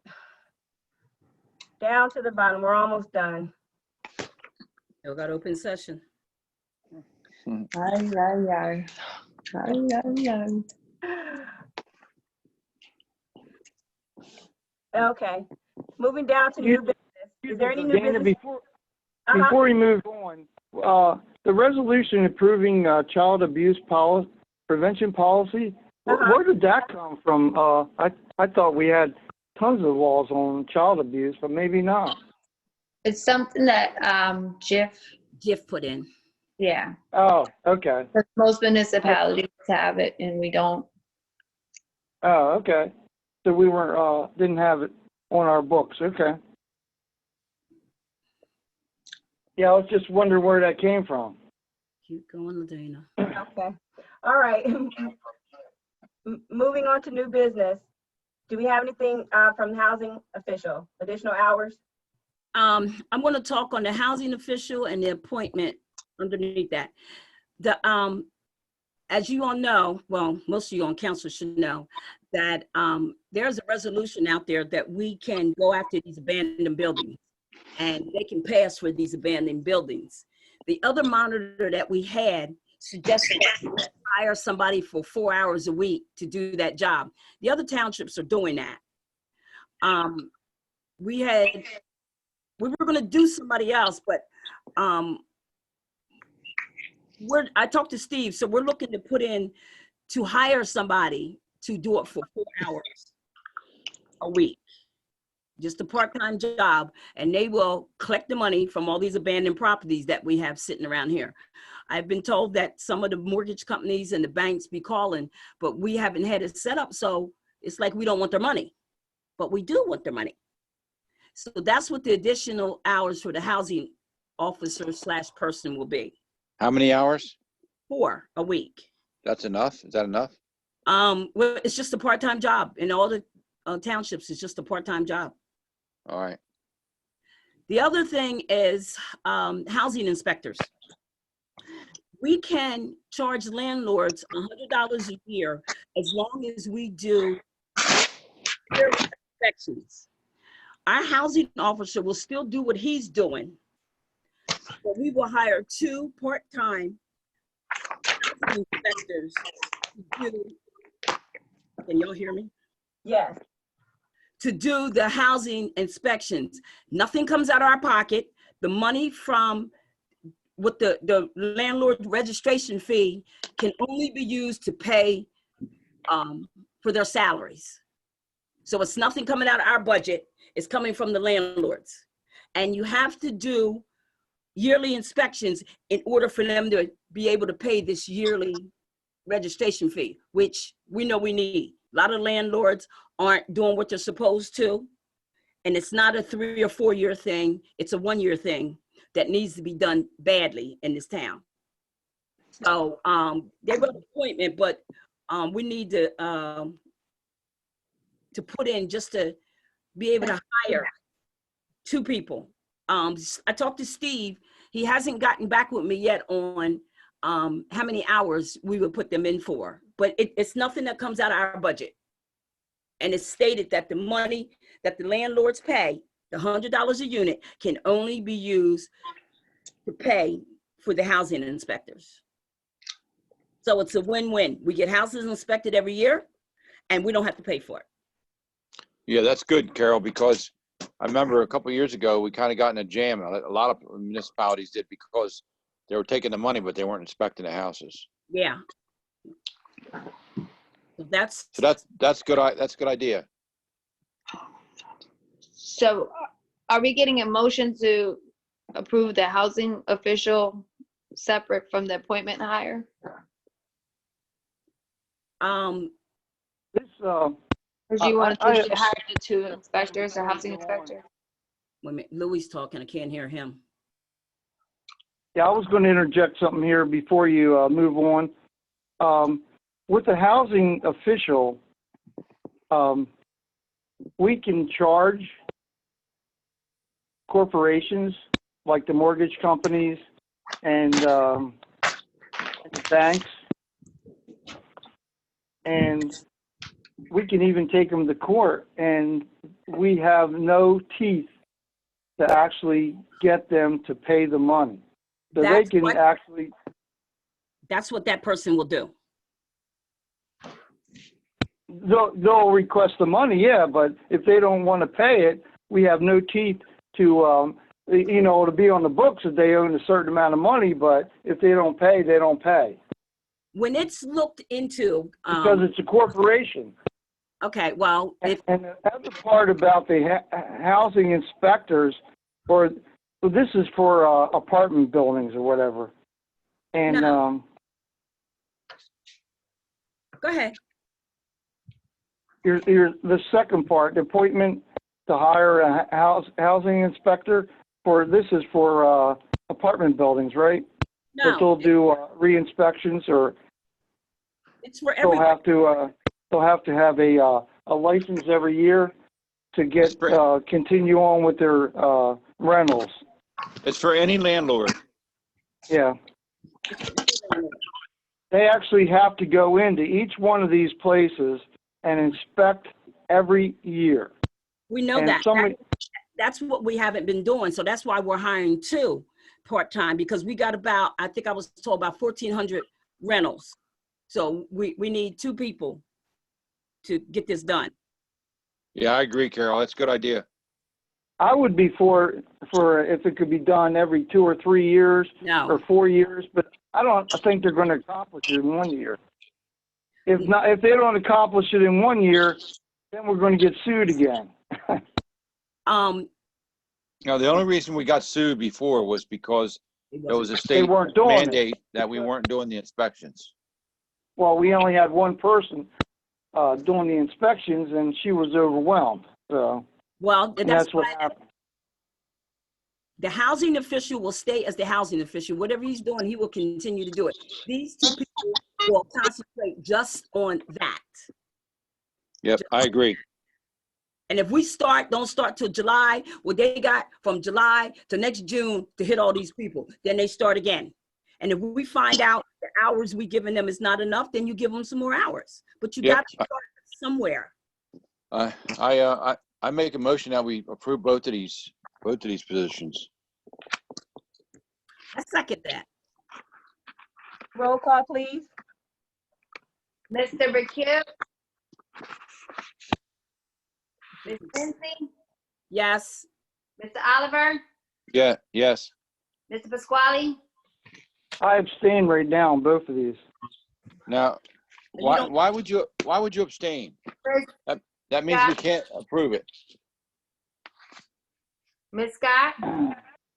Mr. Washington Jr.? I think it has to be looked into more. Why? I don't just think there's a bankroll of money sitting out there that we can easily get. There is money. We're going to be working for it wholeheartedly. If you talk to the clerks, they will tell you that there is banks and mortgage companies that have called up there and asked us, do we do this? Steve, the finance guy, they will tell you there's people who have called. So, okay. Hold on, Mr. Pasquale. Hold on. There's no Okay. discussion during vote. He's talking directly to me, so.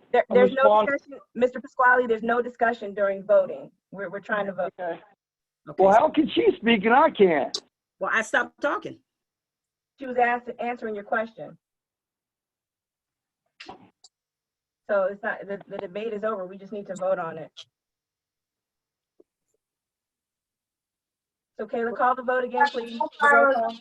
Mincy and Mr. Oliver. That was it. Mr. Burkute, do you? Okay. Mr. Oliver? Yes. 3 yes, 1 abstain, and 2 unanswered.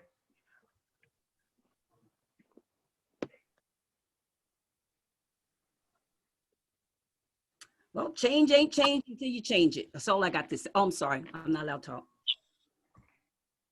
So Mr. Telsey? Yes. Okay, so with what we have now, so can we pass it or no? You got three in favor, one abstention, and 2 that have dropped off the call, right? Right. So, in my opinion, those three, the 2 abstention, or the 1 abstention and the 2 that have dropped off the call, don't count towards the votes needed. So we really have a 4-person council now. With 3 votes. With 3 votes, you would need a majority, so you would need 3 yes votes. So it's passed. Okay. All right, motion passed. Thank you. Okay. Thank you, Mr. Telsey. You're welcome. Moving on to the next item, hire a janitor / handy person. But can I ask a question? Yes. Did you guys, we didn't vote on the additional hours for the housing official. I thought we voted on both of them. Yeah, we voted on both of them together. Oh, that was together? Okay. Yeah. All right. I thought you meant like 2 housing inspectors. Okay. Okay. Next one is hire a janitor or a handy person. Who put that on the agenda? I thought Mr. Pasquale did. Well, there's a person that's got laid off from being a guard because of the school being closed, and she's been performing this job now. We still need an individual that we got to approve, I imagine. She probably has.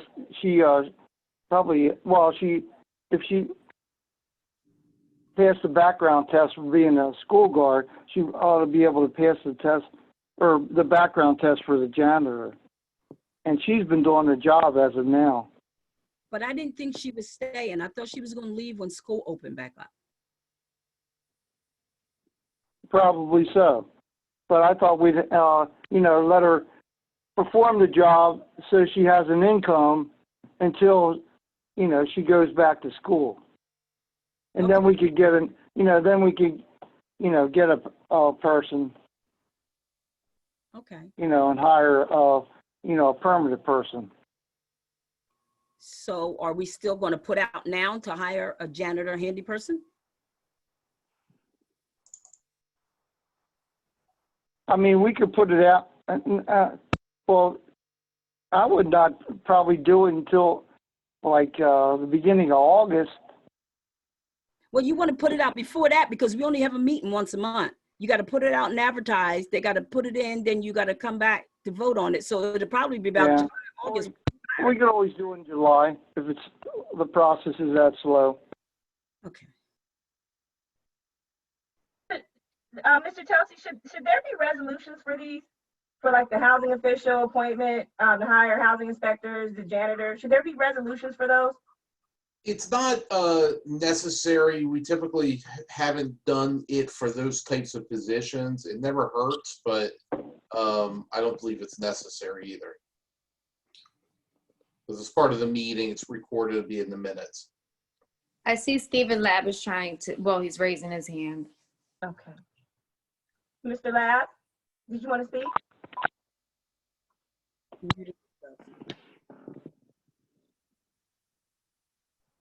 Steve. we do have some salary ordinances on the books for housing inspectors, which I'll talk with Cal, because there are two classifications. So when we sit down with Cal, when I sit down with her, we can discuss the salaries.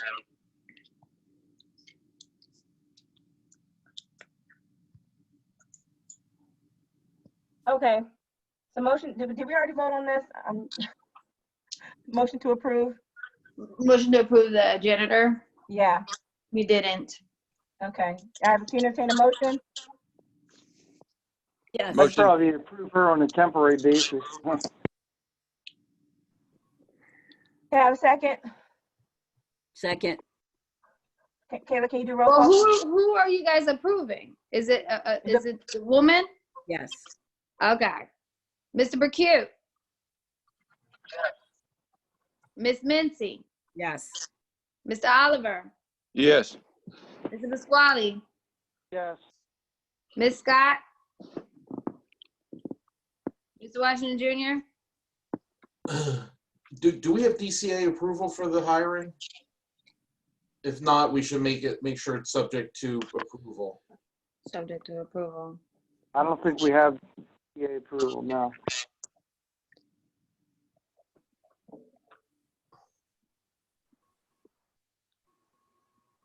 So we want to make sure all these hires are subject to DCA approval. DCA.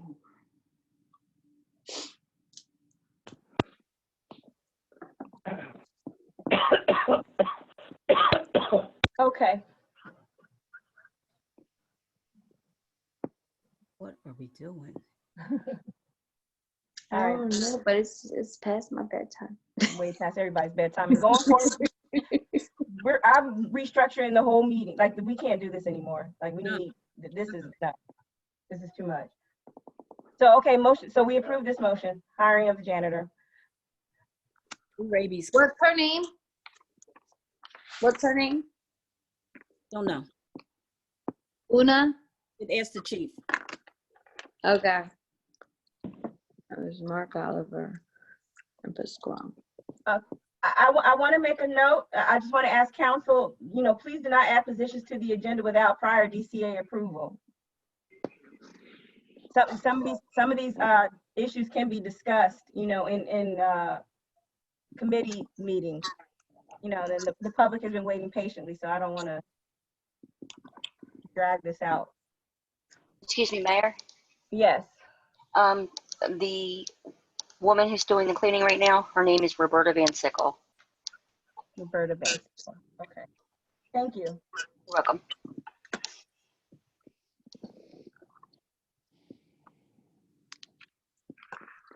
Okay. Moving on to free rabies vaccination animal clinic. It was April 11th. It's going to be canceled due to the COVID-19. I'd like to entertain a motion to cancel this clinic. Well, it's already past the date, but thank you. Today's the 21st, right? Okay. Mike Burkett.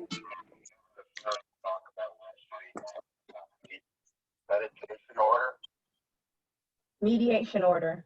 Not sure what that is. That's what I addressed during my report, Mayor. Okay, thank you. All right. The next item, planning board members, vacant positions. I'll be appointing people to those positions. Clerk, You guys,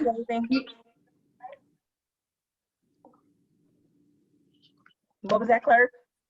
I was gonna say that Carl Washington was the one that put the website on new business, but I guess we could skip that and add it on for the next agenda. Okay. All right, moving on to payment of bills. Motion to pay the Mr. bills. Mayor, could we, for the payment of bills, could we approve the bill list that I sent? That would have a detailed description of all the bills. Did everyone on council review that? I saw it, yes. Okay. What's that? I didn't hear it. The bill list. Yes, we can hear you, Mr. Kirkwood.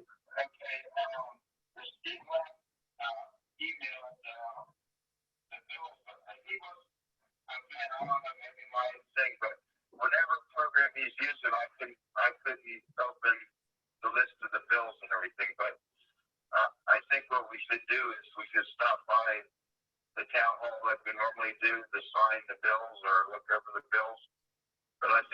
need an authorization to pay the bills, like we always do, right? Yes. Okay. So motion, I entertain a motion to pay the bills. So moved. Second, Second. all in favor? Aye. Could we also make a motion to approve the bill list? Motion to approve the bill list. So Yes, moved. please. Second, Second. all in favor? Aye. Okay. Motion approved. Okay, at this time, I'd like to entertain a motion to open up the meeting to public session. May I have a motion? Public Motion to session. approve. I need a motion. Anybody made a motion? Motion in public, open to public? Yes. Second the motion. Okay. All in favor? Aye. Okay. Aye. Motion approved to open to public session. Is there anyone that wants to make a comment from public session? If you do, I ask that you hit that raise your hand icon and unmute yourself. If you're calling in, just unmute yourself and state your name. 3 minutes. And you get 3 minutes, yes.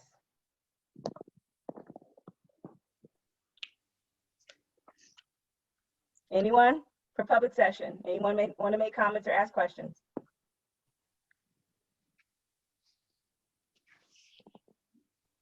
Okay, I have 3 people that raised their hand, so hold on.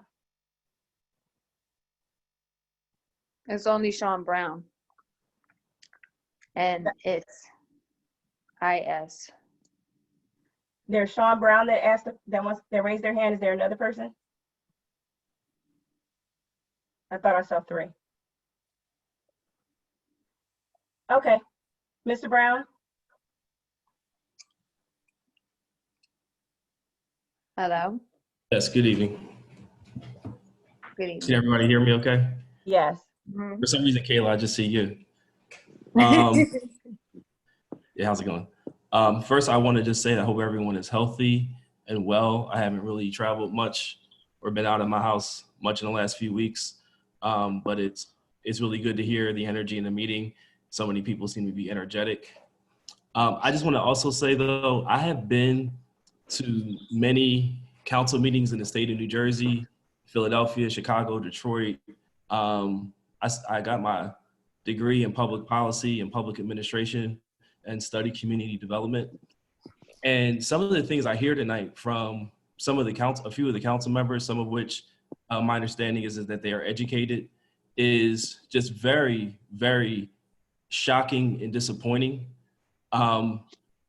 I think everybody that watches the news understands some of the basics of politics, even if you didn't study it. And one of those things is when you vote in November, you're either voting for change or consistency. And when people overwhelmingly vote for change, then change isn't just a theoretical concept. Change isn't just like an idea we think about, it's actions.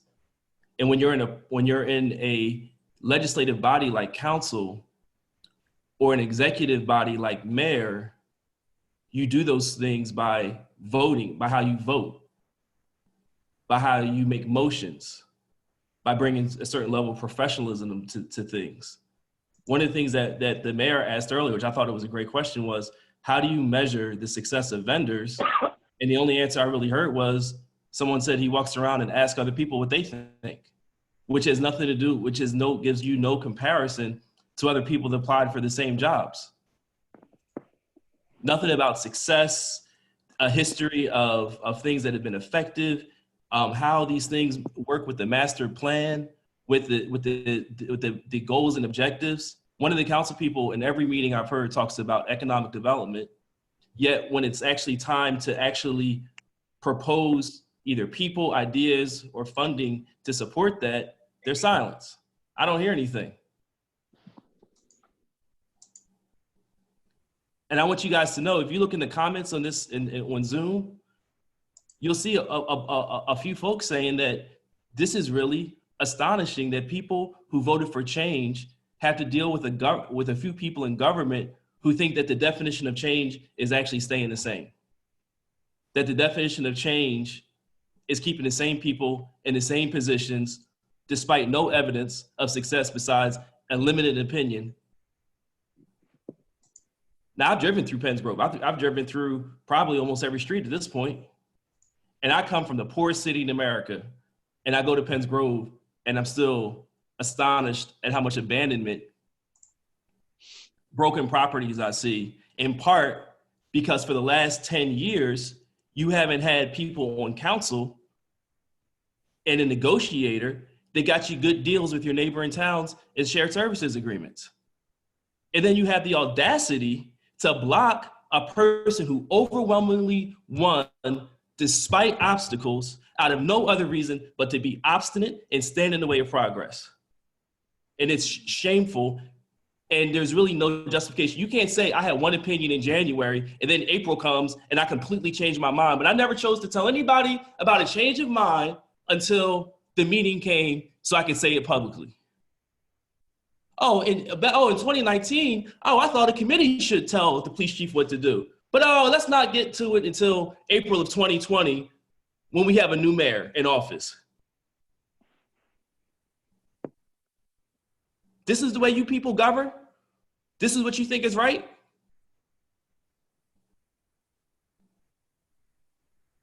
My comments are done. Thank you. Thank you, Mr. Brown. I was going to say your 3 minutes are up. Thank you for your comments. Do we have anyone else that wants to speak from the public? If you do, please take your phone off mute and state your name and address and your comment.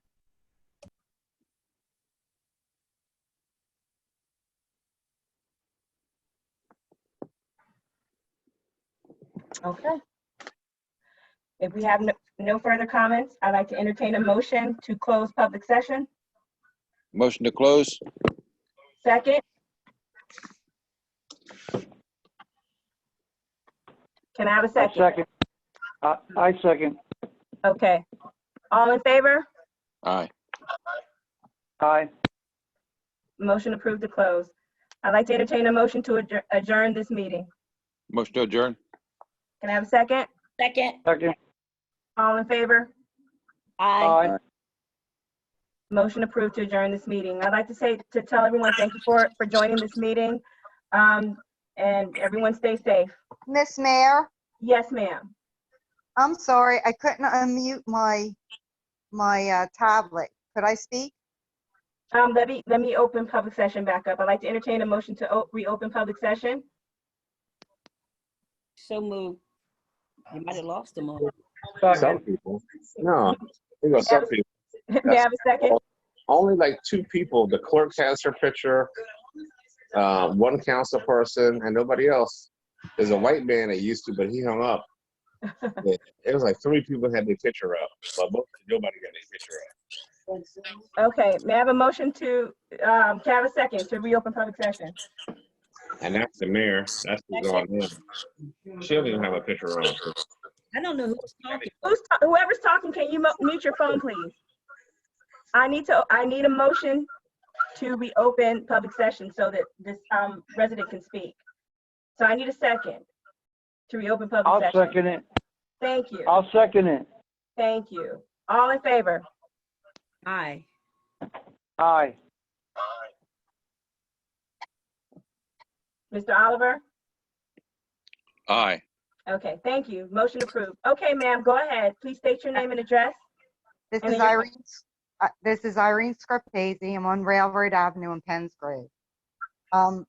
First of all, I'd like to thank the police department for help that I had at my store, One Stop. They did an excellent job, and I hope the chief is still on so he could hear a public acknowledgement for him and Officer Minguez. I'm going to try and make this fast because I know this has been a long meeting. But the issue that you had with voting, we've ran into that several times with the school board. It's the majority of the people in the room at the time, at the meeting, is how you pass, especially ordinances and resolutions. So you can check that out with DCA. The other thing that I think needed to be checked out with DCA is I know that the solicitor is the personal attorney of at least one of the council members. That needs to be looked at. I have a question. Who's the legal representative when we negotiate our street department, our tax department, and agreements with the sewerage authority? Since our solicitor is on both sides of this deal. So do we have no legal representative, or do we hire somebody?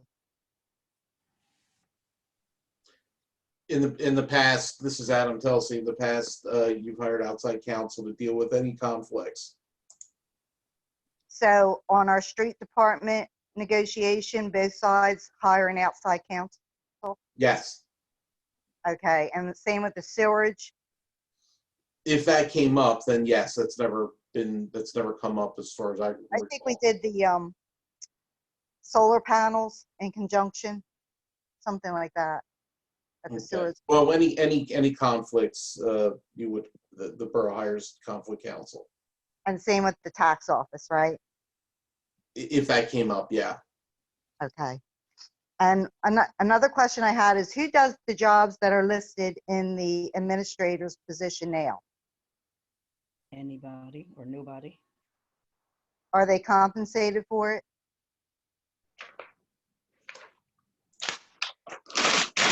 Steve still there? Hello? Excuse me? Is anybody compensated for the jobs that are done in that administrative position now? Or are the jobs just not done? Well, it depends. It depends on the listing of jobs. You know, I do a little bit of everything here. So it's kind of a catch-all. Are you compensated for those particular jobs? No. Are they in your job description?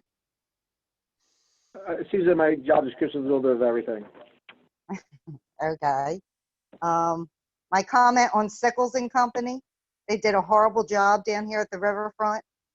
They also dropped the ball on the pump down at the Cove. We almost lost that grant because they fiddled around with it for 3 years until residents actually got involved after the big flooding. So Sickles and Company is not, they may be a good company, but they are not for the waterfront. Let me see, I think I have one other thing.